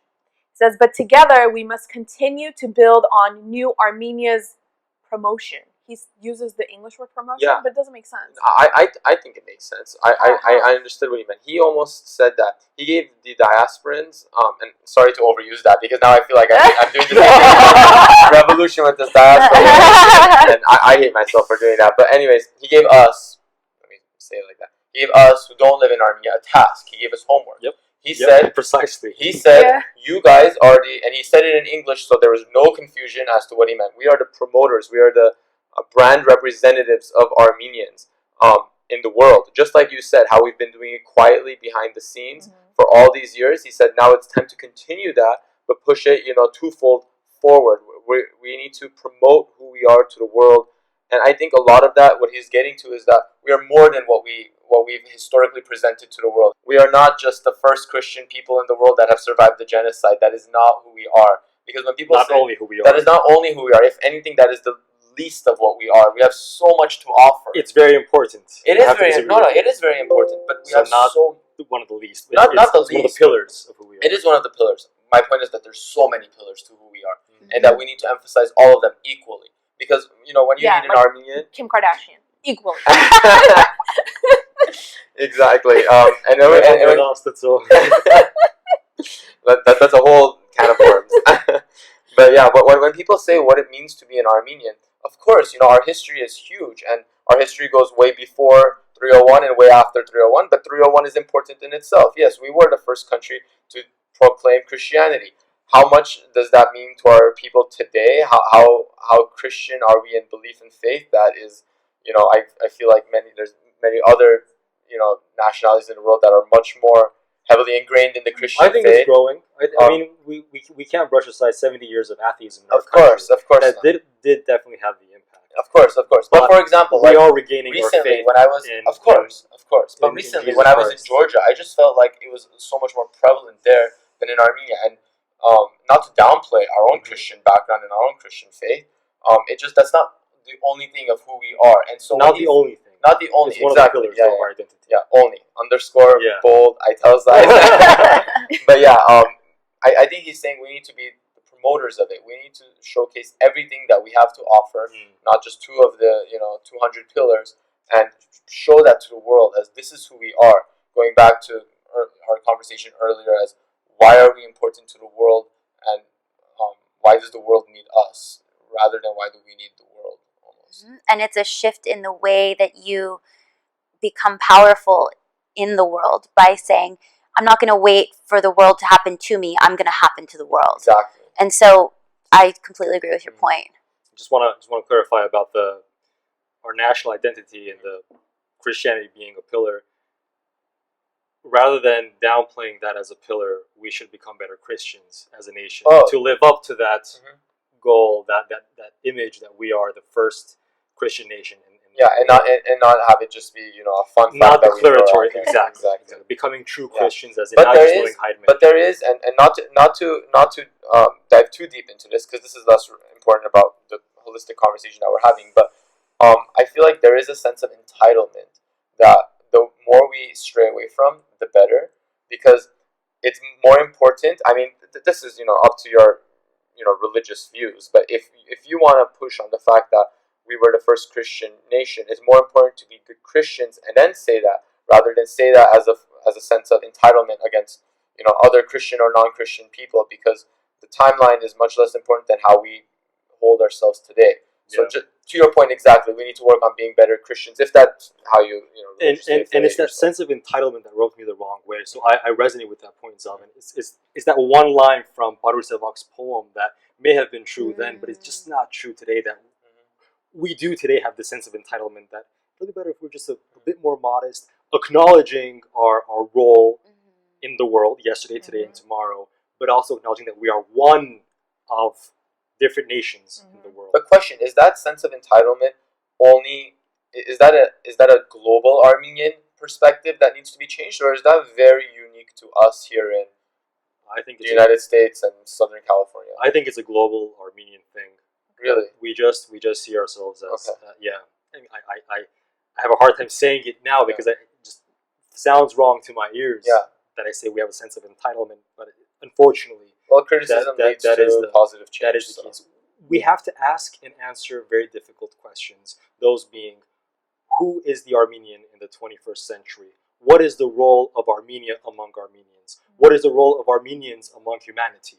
And seeing the big picture. Pashinyan leader talks about this when we talk about Hama Haigakanutun, so we'll talk about that more. His next clip, he addresses us. So let's listen to clip number 12. Հայաստանում տեղի ունեցած իրադարձություններից հետո հայ երիտասարդության շրջանում կաչի հետաքրքրությունը Հայաստանի նկատմամբ։ Ինձ արդեն ասել են, որ այդ երևույթը տեղ ունի արդեն, որ հարյուրավոր, հազարավոր հայ երիտասարդներ Ամերիկայում, ամենուր, որոնք նույնիսկ հայերեն սկսել էին չխոսել, հեղափոխությունից հետո սկսել են ավելի շատ հետաքրքրվել իրենց հայրենիքով, իրենց ինքնությունով ու իրենց պատմությամբ։ Եվ մենք ցանկանալով երիտասարդության ուշադրությունը հրավիրել այս նոր իրավիճակի վրա, մի այսպիսի ասացված կամ կարգախոս ենք մտածել նրանց համար։ Հայ լինելը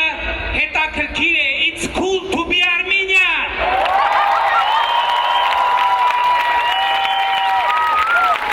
Եվ մենք իրար հետ պետք է հայ լինելը ավելի ու ավելի հետաքրքիր դարձնենք, որովհետև հայ լինելը իսկապես հետաքրքիր է, որովհետև հայ ժողովուրդն է, որը ոչ միայն մեծ անցյալ ունի, ոչ միայն մեծ ներկա ունի, այլև շատ ավելի մեծ ապագա ունի եւ մենք այսօր իրար հետ կերտում ենք այդ ապագան։ It's great to hear that. Hold on, I gotta read it. Please, yeah, I gotta just read it. responding to I that. really like this bit, by the way. This is one of my favorites. But I think those 5 words were. Yeah, I love this. My I'm favorite. I'm going to counter that, folks. Okay. Oh, translate? Yes. Yeah. Okay, so this is what he says. He says, after the events in Armenia, the interest towards Armenia increased among young Armenians. I've been told that this phenomenon already exists, that hundreds and thousands of young Armenians in America and worldwide, even those who stopped speaking Armenian after the revolution, started to become more interested with their homeland, their identity, and their history. And we want to bring a new slogan to this new phenomenon for the young Armenians of the diaspora. This is breaking news right here. He says, so dear people, it says, it's cool to be Armenian. And by the way, someone already created an Instagram account. They're selling t-shirts. It's cool to be Armenian. Yeah. And together we must make being Armenian more and more interesting, because indeed being Armenian is interesting, because Armenian people are the people who not only have a big past and present, but we have even more bigger future, and together we are going to build that future. There's so much happening. There's a lot happening. Okay, where do we start? Should we start from the top and go? Let's start from the top about the flow of youth towards Armenian young entrepreneurs. This interest. Definitely from what I'm hearing, sitting here more than 10,000 kilometers away from Armenia, there is that growing flux of Armenian youth from the diaspora, from outside of Armenia, going to Armenia. And I think it's a spike. Again, it started happening before the revolution. It's been going on for 5 years. 10 years ago, it was not a thing to have not been in Armenia. Today, if you haven't gone to Armenia in the past 10 years, that's a thing. It's how come you're not there? Yeah. 10 years, even if you haven't been to Armenia in the last couple of years, it's like you haven't been to Armenia in 2 years. Right. Well, it's changed so much. Yeah. What I mean was 10 years ago, the mindset was, 10 years ago, yes. What should we do in Armenia? Right. But over the past 5 years, you have that slowly becoming, Armenia is the home for all Armenians, and it's shameful if you haven't been to Armenia. It's almost expected that you'll go. Yeah, it's given. When I'm at the gym and people will come up to me, hey, are you going to Armenia this year? And when? It's almost like they're not even asking if you're going. It's when are you going? Are we going to be there at the same time? And as a matter of fact, there was a joke that Prime Minister Pashinyan has come to LA to speak with LA Armenians who are in Yerevan now vacationing. It's so true. So many of my friends are in Yerevan when this happened. That said, yes. After April, May 2018, I think there is a spike in Armenians, especially young Armenians, going to Armenia. I hope it's not just a fad. I hope it's not just, it's cool to be Armenian today, but that fad may die away. Well, like the investments. This is something that has started before him, and it will, it'll last after him too. So what I hope is those who are going to Armenia today because of the revolution, because of this sort of robust movement of Armenians to Armenia, this coolness of being Armenian doesn't. Well, I have a very personal statement to make on this bit, because personally, he's basically describing me over here, because what happened was what I realized as a journalist also is when you understand the politics, the language, the humor, you naturally become more interested. And what happened was I thought through the Armenian Report, I'm going to create a platform where I can learn what he's saying, and through there, now I'm curious, like, oh, who wrote this? Who did this? Right? For past stuff, connecting the dots. So the more I know, the more I'm interested, and that is that is the whole purpose of the Armenian Report, which is what happened. Provide information so that you create engagement. And sure, the language might be a barrier, but we're translating, we're getting this. I mean, you understood the scope of the... I absolutely did, and I'll disclose something personal as well. I went to Armenia 2 months ago. I was just in Armenia. Really? Yes, and I hadn't been there since 2008. It's maybe 10 or 12 years ago. I can't remember exactly. The point is, though, is that when I went this time, I felt such a robust culture in front of me. Like, there were quite literally children dancing and singing in the streets. There was music, there was food and wine, and it was like this beautiful poetry in motion. And that was not the sense that I got 10 years ago. So it has inspired me. I mean, I've wanted to learn Armenian for a long time, and it really inspired me to learn the language, because the more that you're invested in something, the more likely you are to be curious about it more, and then the more likely you are to pass it on. So I think your experience with it, of course my personal experience with it, and I'm sure everybody has a story, but go to Armenia, because the proof is in the pudding, and once you are the pudding, you're like, okay, it's time, I need to do this, even if for whatever reason your grandparents or parents couldn't teach you Armenian, which was my case. In Fresno, Armenians, when they got there in the early 1900s, Armenians were discriminated against. It was not advantageous to know the language. That is why I don't know. It doesn't make me any less Armenian. And I know that maybe some of you have felt at times that if you don't know the language, you're not Armenian. I have always identified. And it's now just the missing piece for me. So that's my personal motivation and challenge. But I'm sure all of us have it, whether it's with the food, the music, the culture. My challenge is the flying.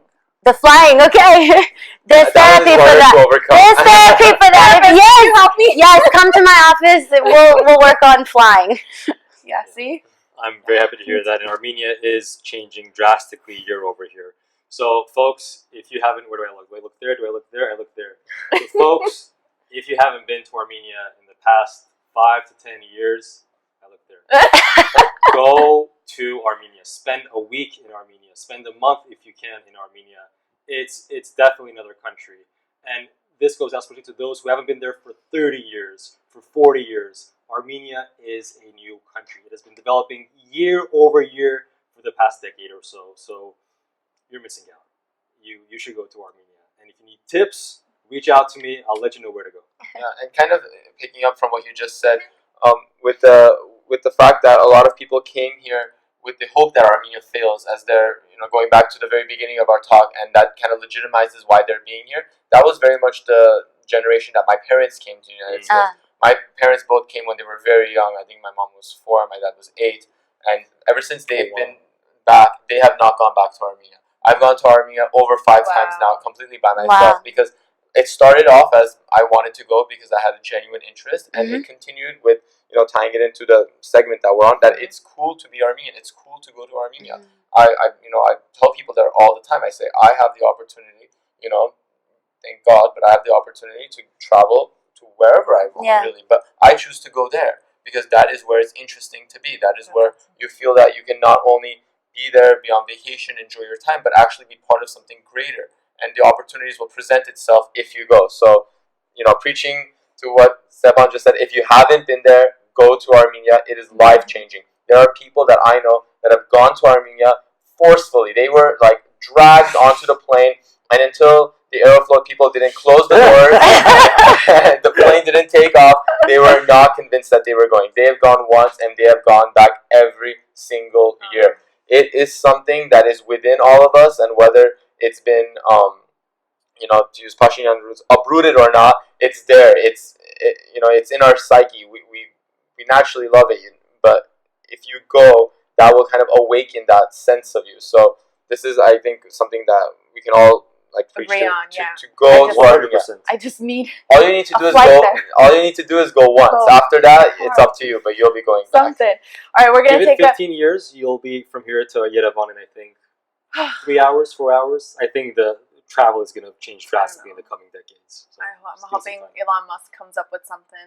A bullet Without a train doubt. through I don't the know. core of the earth. A Something. wormhole. But Yeah. we're going to take a quick break. Our next brand partner is Joyful. Joyful is an online internet marketing agency, and its partner is Adis, who's Armenian. This is an Armenian-owned business, and they do internet marketing. And what Adis has done is he has created a landing page for us, joyful.com/the Armenian Report. You go there, you fill out your information. Adis will give you a call for a free consultation. He can help you with SEO, web, anything internet marketing related. Just give him a call, get on the phone, figure out how you can take your business to the next level, and take it from there. And I think he said he's going to offer you guys 10% off too, off his services. So, so again, support Armenian-owned businesses, and let's keep it moving. Just curious, is it Yes. / or /? Backslash. But isn't this backslash? I'm not sure. Anyway, / the regular /. The regular, like how you write a I think a that's website. /. So it's leaning forward. I might be wrong. We'll write it in the comments. Joyful. Google it. Joyful. Just bing Right, it. right, Joyful and the Armenian Report. You'll get the landing page. But I will also include it in the comments as well, and in the YouTube description. Slash in Armenian. It's Kotorak. Kotorak. Mhm. Interesting. Yeah. Yeah, because I recently found out that the @ sign is called a shunik. Shunik. Yeah. Yeah! That sounds like In Russian, they say dog. Shunik. Sabachka. That's what it is. Yeah. The @ sign okay, is that's where it comes doggy. from. Yeah, I saw. This is completely off That topic. is so but endearing. on LinkedIn, which usually has the most useless shares and posts, but I saw this map of Europe the other day on LinkedIn with different colors based on what people in Europe refer to the @ sign as. Yeah. And they all have something to do with animals because of the curly natures. I think in Italy they call it an elephant. What- Don't quote me on this. What do we call it? A Shunik. dog. Shunik. No. A shunik. In English, it's just @ The @ sign. But yeah, in but all it's of not. Eu- All but all of Europe is the they- animal. They have, I like, thought. some call it a pig, some call it a monkey, like cute Yeah. forms of those words. Interesting. Just like we call it a shunik. All right. Okay, let's back to Pashinyan, clip number 13. Ապրել Հայաստանում չի նշանակում միայն ապրել ֆիզիկապես Հայաստանում։ Ապրել Հայաստանում նշանակում է նաև ապրել Հայաստանով։ Ես տեսնում եմ եւ գիտեմ, որ դուք ապրում եք Հայաստանով եւ դա է ամենակարևորը։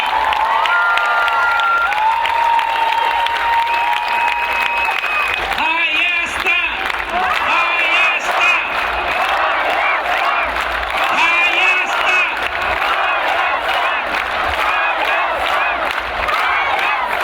Okay, over here he's kind of repeating himself, but I wanted to make a point with this. But what he says is, to live in Armenia does not mean to only live in Armenia physically. Thank you. For those of you watching who don't know, I have a really terrible fear of flying. So this is very just personal to me that I still have not been there, and I just live by Armenia. And he says to live in Armenia also means to live by Armenia. I know. I see that you live by Armenia, and that's what's most important. And then he starts to chant Armenia, Armenia, Armenia with everyone, which I thought was so powerful, going back to the Azerbaijani consulate saying you cannot allow this to happen and blah blah blah. And here he is. He's Paul Krikorian like said it best. It's like he is gonna come and he will talk about anything that he wants to talk about. So that moment, I really wanted to emphasize, because I just loved how people were chanting Hayastan, and he went for it. And to do that, where we were standing and where we are and everything that we have and our parents and our grandparents have created in this country was needed, and it was a powerful moment, and we needed that. You know what it felt like? It felt like, and I hope in future visits to the United States and to Los Angeles that his speeches are just a little bit more politically driven and less, like a riot. Not a riot. That's the wrong word. Rally. Like a rally. But what I think that the reason that he spoke like that and that was called for is because it was long awaited. The people here, the people there that day at Grand Park were the people that wished with all their hearts and souls to be standing, to be there in Republic Square. You wanted to in Armenia. They wanted experience to the same experience that. thing. They sat in their living rooms, in the middle of the night. They watched the National Assembly, first not have the vote of confidence, and then like Prime Minister So Pashinyan. now you see it live. They wanted to say that chant. I almost was chanting in my over there. When I was watching. So hopefully in the future it's not like that. But this was almost long awaited. People just had to get it out of them. So when I remember, that wasn't really part of his speech. I don't think he had planned and anticipated that. But he heard it. We all started saying it. We all started saying, He kept hearing it. He boosted it. He joined it from it. the people. It came from the people. Exactly. Yeah. He didn't do that. And again, what a wonderful marriage of the cooperation. It's not just coming top down. He is joining the people, which is that integration piece again. If we can kind of come full circle back to our first conversation about this. Exactly. No, it's definitely it's a grassroots moment. Yes. And I want to talk about the substance of this line as well. Aprel Hayastanum Nishinakume Aprel Hayastanov. Did you translate that? Yeah, to live by Armenia. To live in Armenia means to live by Armenia, or whether physically there or not. Yeah. Right. I think another way to put it is to live in Armenia means to live with the interests of Armenia in your heart, to care about Armenia. Yeah. And that is definitely a hashtag. It's hashtag win. All that. It's hashtag win for Prime Minister Pashinyan, because if you think of it closely, he is seeding the new definition of who is the Armenian in the 21st century. Yeah. Today, being Armenian, at least one of the factors of your identity as an Armenian is to live Hayastanov, as in to live caring about Armenia. See the shift that in our global 21st century today, you don't physically have to be in Armenia. Yeah. If you are living outside of Armenia, but you care dearly about Armenia, you are just as Armenian. He later says, try to visit Armenia. Be there for a month, 2 months in the year. But by this line, that's our next clip. Should we play it? Let me just wrap this idea up. He is presenting a new definition of who the Armenian is, and the community here has to hear that. Yeah, that was really important again. And you guys have been to Armenia. You go to Armenia. So when he says these things, it's very personal to me because it goes back to the guilt. Yeah. So it's a personal thing, and I'm sure there are many people, for maybe financial reasons, for personal reasons, for flight reasons, whatever reason, you have a multitude of reasons. You hear this and you have this guilt because you're like, what else can I do? You know. So let's play clip number 14.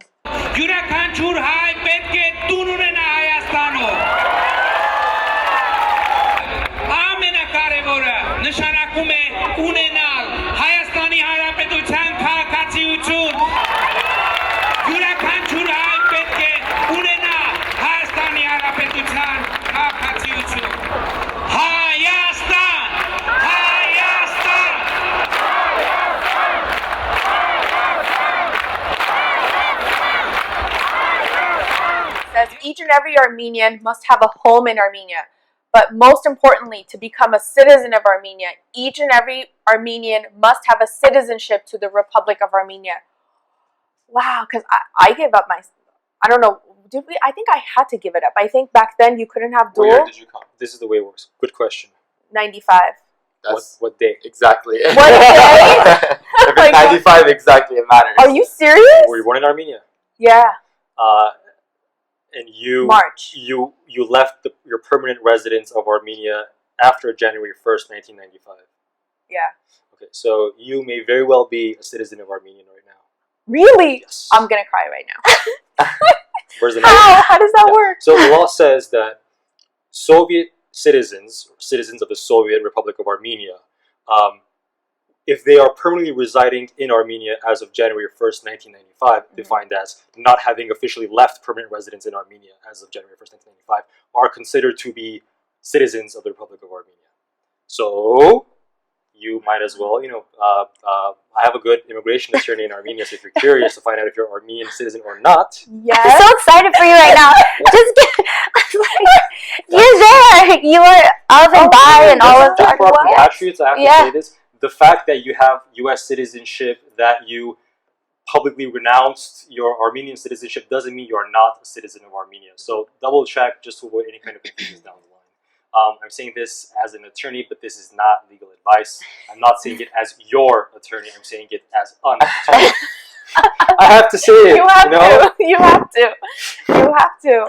All right. Let's move on to clip number 15. Wait, I want to say Oh, one thing about this clip. I think this part really spoke to me personally because, growing up, born and raised in Los Angeles, there's a certain age where you find out that you are Armenian and that is different from everyone else. That is different from your Mexican, Chinese, white, black neighbor across the street from you. You are different. There's a certain age where you make that realization. And I remember very specifically when my grandfather told me, long ago that, we are Armenian. And I remember, asking him, not in these words exactly, but what does that mean? And he said, in this land, I hadn't even heard the word Armenia before. This land very far away, there's a small land, and somewhere on that land is your name written on it. Wow. It's yours. Yeah. I think what Pashinyan did is he took this and he made it very real. He said, if you are Armenian, you have to have a house in Armenia. Yeah. Why not? Your name is on Your name is on that land. Why not have a piece of paper documenting that officially?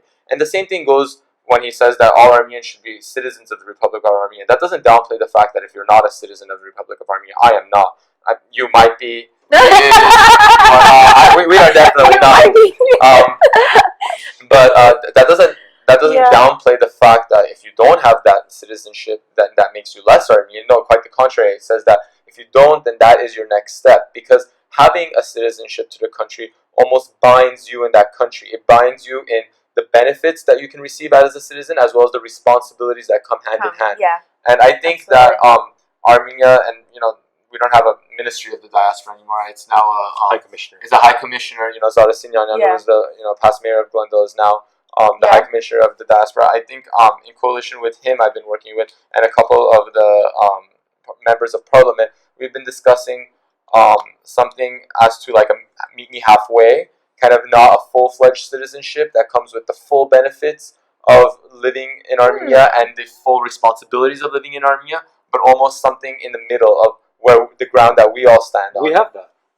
It's the 10-year passport. Yeah, it is. Which affords you all the rights of Armenian citizenship, other than the right to vote and the right to be voted, except for municipal local elections. That's very fair, of course. But the responsibilities are not deleveraged because of that. For example, military service, and those are still. If you want to serve as a holder of a 10-year passport, you're more than welcome to serve in the armed forces. Yes. Oh, okay, yes. Cool. On a volunteer basis, at least there are special. Every now and then there are special. Platoons. But is it required? It's not required. It's not required. It's not a requirement, unless you're an Armenian citizen. If you're an Armenian citizen, not of age, then you will be conscripted when you are of age. If you are past that age, which is 27, you have to be registered in the National Reserve of the country. Okay, but if you're not past 27 and you do want to get, you have to serve. You have to serve. Absolutely. Okay. 100%. So it's almost like that is a big. If you're a citizen, but if you're the holder of the 10-year passport, you don't have to serve. You don't have to serve. No. Yeah. Okay. Well, we're gonna have to take this conversation offline. Yeah, sure. We'll talk about it. We might be filling an application one of the main benefits, and this is important. If you don't hold an Armenian citizenship, get at least your 10-year passport, because that allows you to own land, physical land in the part of this globe that has the name Armenia on it, Zaven's name on it, and Natalie's, Anna's, myself. All of our names. Exactly. Whether you speak the language, whether you live there, whether or not, if you identify as Armenian, it has your name on it. Yep. Okay, let's move on to the clip number 15 next. Let's play 15, second to last. Let's do this. Հիմա մենք մի հսկայական ծրագիր ենք իրականացնում, որպեսզի ձեր բոլորիդ հրավիրենք այս տարին Սփյուռքը նոր տարի նամանորը նշում է մայրաքաղաք Երևանում. Make sure. Sorry, translate. What? He's inviting all the diasporans to celebrate New Year's in Yerevan. I heard that call to action. Yes. He's just I love how casual it is. Yeah. It's so casual. Making it something nostalgic. It's just us. It's almost like saying from Grand Park, I'm inviting everyone to Maple Park, to play chess with their grandpas. Right after that, just pack your bags and come to Yerevan for New Year's. But how personal? Okay, wait. Yeah. Translate No. this. He said it. Okay, yeah. He's I mean, how personal is that? Again, one of the beautiful, I guess, qualities of the Prime Minister is that he feels so friendly and approachable, and the way that he just invited all of us, like right here. Yeah. We were just invited to New Year's Eve, and I'm kind of considering it. So, like, you know. And if you go, just make sure you take warm clothes. Yeah, because yeah. now and then you have minus 40 degrees Fahrenheit, which is also minus 40 degrees Celsius. Yeah. I feel so left out of this party right now. In the capital. But there's also something extremely symbolic in this statement, which he doesn't put in explicit terms, but it's implied, at least those who know the history.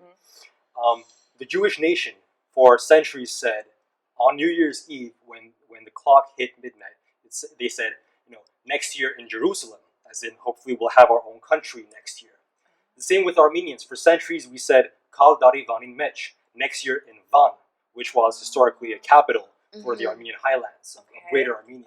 So right now, and I'm getting goosebumps as I say this, by inviting Armenians all over the world to celebrate New Year's in Yerevan resonates of that Kal Dari Vanin Mech, which is a reference to us having survived the genocide and us being a nation who has a piece of land 42,000 square kilometers on the globe today, which is ours. So let's celebrate New Year's, the new year, together in Yerevan. I think that Beautiful. resonates. That's beautifully said. Yeah. And I didn't realize that there was that hidden symbolism to it.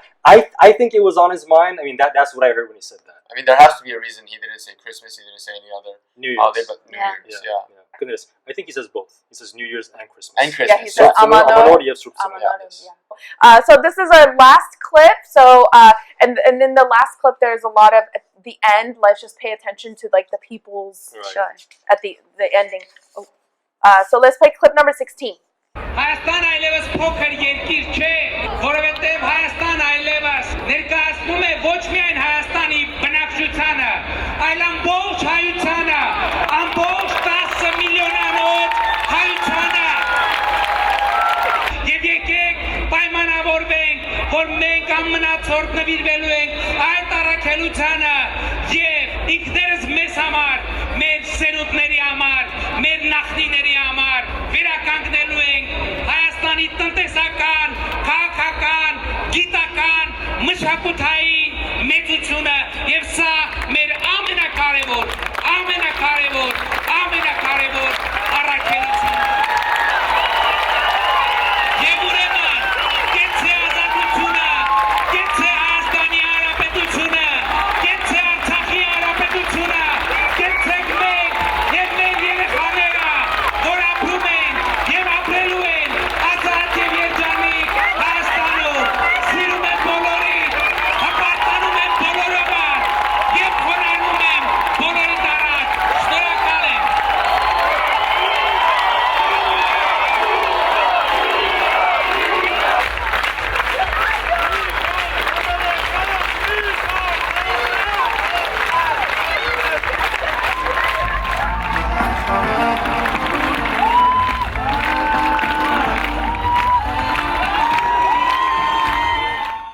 I have to say that him ending the speech like that was pretty symbolic because not only I, but everyone around me was saying the words before he could say it because that's like his signature sign off. So let me really quickly. I thought it was a good button. Let me just really quickly read it. He says, Armenia is no longer a small country because Armenia represents not only its residents but rather all of its people, all 10 million Armenians worldwide. Let's make a promise that we will be wholeheartedly dedicated to this mission, together for ourselves, for our children, and for our ancestors. We are going to restore Armenia's economy, politics, science, and culture, and this is our most crucial mission. At last, long live, and this is what Zaven is talking about, he ends all of his speeches the same way, so we saw this live. He says, at last, long live independence, long live the Republic of Armenia, long live the Republic of Ata, long live our children who live and will continue to live in a free and prosperous Armenia. I love you all, I'm proud of you, I bow down to you, I'm thankful. He ends all of his speeches like this, and so we saw it live. right? And that was the significance of it. And many people in the crowd were in tears, and it was just a powerful. I love that that's his punctuation to his speeches, because it's like what every child wants from their dad. You know, it's like this fatherly kind of like, I love you, I'm proud of you, we're here, we're thankful. I love that punctuation. Yeah, he do you know what's the story behind how he came up with that, or that's just his? With what? He likes to write poetry, right? He also read his poetry as well. Yeah, I think that was uncalled for. It wasn't any kind of, to my ears at least, groundbreaking poetry. It should have been just Baruch Sevak. He should have ended with those lines right there. When did he read poetry? We didn't. Right before this piece. At Okay. At the very end. Yeah. He says that it may sound, boastful, if I recite my poem after Sevak. I think it was uncalled for. But that ending of Armenia is not a small country, because Armenia represents 10 million people around the world. Again, another home run. You see, these sound bites, if we abstract ourselves from the details of the speech and look at the big picture of Armenia being a place for investments and development projects, of Armenia being a home to all Armenians, of Armenians buying a home in Armenia, all these show a new kind of movement, a new kind of national ideology, if I may, that should permeate all the levels of Armenians, and that is, Armenia is the home to all Armenians. And by the way, Armenia means the Republic of Armenia and the Republic of Artsakh, 42,000 square kilometers. And hearing this from the head of government, Nikol Pashinyan, hearing it from head of state, President Armenian Sarkisian as well, solidifies, consolidates this as a cornerstone of our vision for Armenians in the 21st century, and I will say this, the third millennium. We as a nation have been sorely lacking in intellectual/thought leadership, in a vision. We are seeing one being consolidated. We've had visionary leaders. Again, I'm going to refer to Levon Ter-Petrosyan. If you read the Armenian Declaration of Independence, adopted August 23rd, 1990, it beautifully lays out a vision for our country. Again, Khzrtian with the concept of Armenian world, another cornerstone of our Armenian ideology, national ideology, and vision for the nation. And today we have Armenian Sarkisian President and Nikol Pashinyan Prime Minister, solidifying, based on the cornerstones that were offered by Levon Ter-Petrosyan and Tigran Sarkisian, solidifying that vision for our nation. We sorely need that. We need a vector. And just to be clear, the phenomena of democracy, rule of law, justice, economic development, these are very important, but they are not visions. They are necessary. They are important. What I mean by vision means defining that paradigm, that narrative, those values that we have to adopt as core for all Armenians around the world, and which will lead us and guide us to and through the 21st century and the third millennium. Amen. Natalie, I want to ask you, everything that you just heard, all of this, is this something that we have to keep reiterating and talking about, or do you think that this is going to linger on for a while? I mean, I think what we've seen from the audience, from our lively discussion today, from our own personal values, being Armenian youth, growing up and then passing on what we already know, the way that we're going to progress further is by integrating ourselves with our grandparents, with our ancestors, with our historical traumas, and changing that narrative, changing the stories that we tell our children so that it moves us forward. Because I believe for many decades, we have kind of surrounded ourselves with the suffering and the pain of what our ancestors went through. And yet, well, I am a little bit hesitant to use that word because we were victims. It happened, and I don't believe that that word fully encompasses the complexity of the psychology of somebody who went through that. However, I believe that we got stuck. There was a stickiness and a stuckness that has kind of been pervasive, I think, in our parents' generation at times. But we have this lively energy. We have independence. We have, all of this new energy moving us, but we have to change the story. We have to change the way that we integrate with each other. We can't look at each other as, oh, Natalie doesn't speak Armenian. I don't know if she's really Armenian. Well, how does she show, right? That's an unacceptable piece of this. Or, and she can't go to Armenia. I don't know. It's like, that has nothing to do with this. We are all one. It is exactly what the Prime Minister was saying.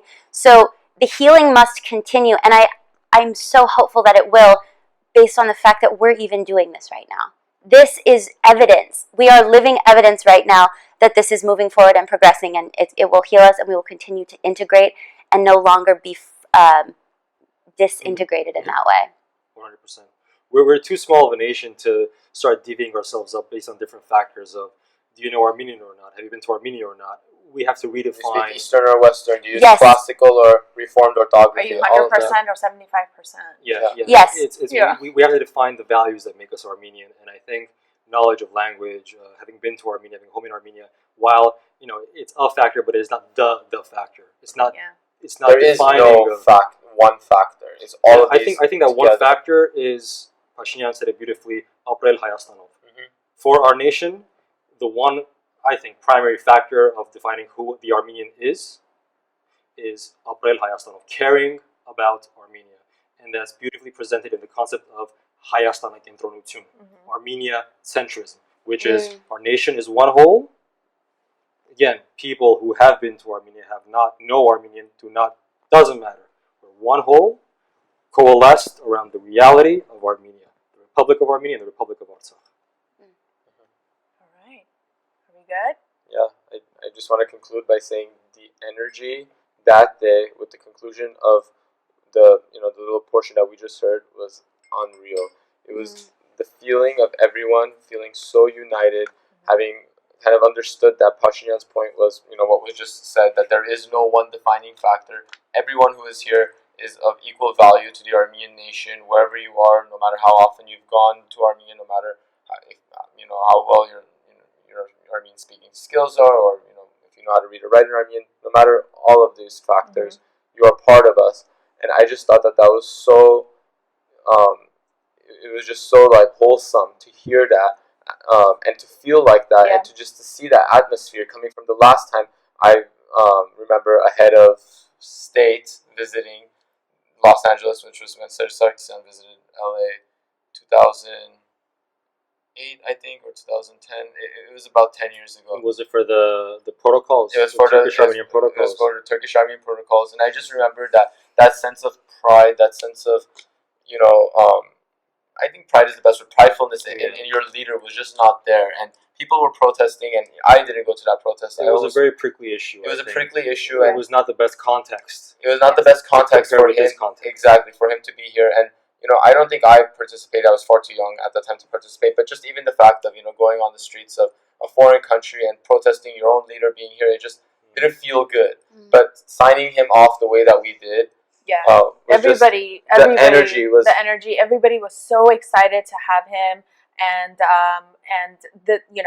this is there was a lot to this speech, and I thought it was really important that we translated and B went through each bit and understood the message, so that this conversation, this video could live on, so people can go back, and who knows, it's so new. Who knows what's going to happen, right? Like, what's the delivery? Is he going to deliver what he says? And is it all on him? It's not all on him, right? It's on us. He's doing his part in motivating, right? And engaging. People left left that rally, including myself. Not with the dilemma wasn't are we a part of this or not? It's how can we be more of a part of this? Very encouraging. It was almost like a sense of emptiness, in the sense that, are we doing enough? We have the rights. We're equipped with all the opportunities. How can we do more? That was the whole sense leaving it. Exactly. And I think that's a beautiful way to. He pumped everyone up, and I can't thank you guys enough for your time. We went way over our scheduled time. I'm really sorry, but there was a lot to go through. Thank you. Thank you. This will be edited down and condensed, I promise. But again, thank you to each one of you. I know it's Saturday. We have far more, like you said, better things to do. I don't think we have better things to do. We don't have any. The Armenians who are participating in the April 22, 2018 rally in Glendale may have had better things to do that night. I know. If it weren't for the rally. I'm bringing it back as in we're in the United States. We could be doing better things. Like, the Hustler movie's out. I can't wait to see it. Hustler with Jennifer Lopez. Like I've been done. Like, I couldn't care less. I've been living by Armenia. I'm like, J-Lo has a new movie. I still haven't seen Who's it. J-Lo? So I Oh can't. no. So thank you. Important things to do. We didn't. This was our important thing to do. So thank you. Thank you again for your time. And I want to go through and really quickly thank everyone. Starting off with you guys, I want to say thanks to the Anna Report mom for translating all of it. You should bring her on camera. Yeah, you should. Never. We'll never be on camera. Oh my gosh, it's her nightmare. I want to say thank you to Onik for his time and effort in setting this all up. Thank you. And of course, to our brand partners, #ShopArmenian, Henry's House of Coffee, Abetisian Soaps, and Droipol for making this possible and allowing us an opportunity to break in between and introduce Armenian-owned brands and companies and products and services. So be sure to check out our brand partners and support. And last but not least, thank you to all the viewers on the Armenian Report. Please make sure you are following the Armenian Report on Instagram, on Facebook, on YouTube. It's really important, we especially on Instagram, grow our follower account so that we can include swipe up links. We have a mission by 2020, 10,000. We got to get there because I want to be able to provide you guys with links. So make sure you follow. There we go. Okay, it's on there. The Armenian Report, Instagram, Facebook, YouTube. Go follow. Thank you again, and I will see you guys next time.